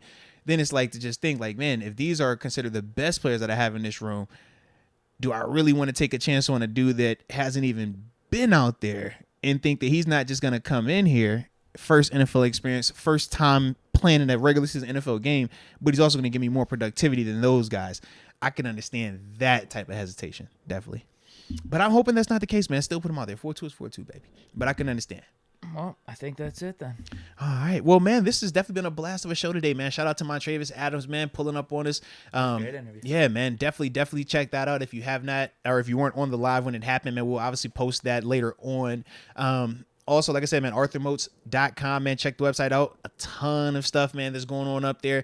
Obviously, we know we're highlighting stuff from the chat, upper room members as well, man. So like I said, man, you definitely want to check that out. And yeah, man, if y'all see us down there on Sunday, man, pull up on us, holler at us, man. Deke will be out there pre-game out in these streets, and then I don't know what I'm doing. Yeah, but you'll be down there. That's what I'm saying. Like you will be at least. Yeah, he'll be at the game. I know for me, like I said, if y'all trying to pull up on me, man, around 11:30 a.m., I'll be at the Great Hall hosting an interview with Dwayne Woodruff. It's located on the inside of the stadium, right next to the NFL teams or the Steelers team store. All right, so that's where I'll be at. So yeah, man, if y'all see us pull up on us, man, in Space Talk, we'll be later on Sunday. All right, but other than that, man, we appreciate the heck out of each and every one of y'all. And until next time, baby. Peace.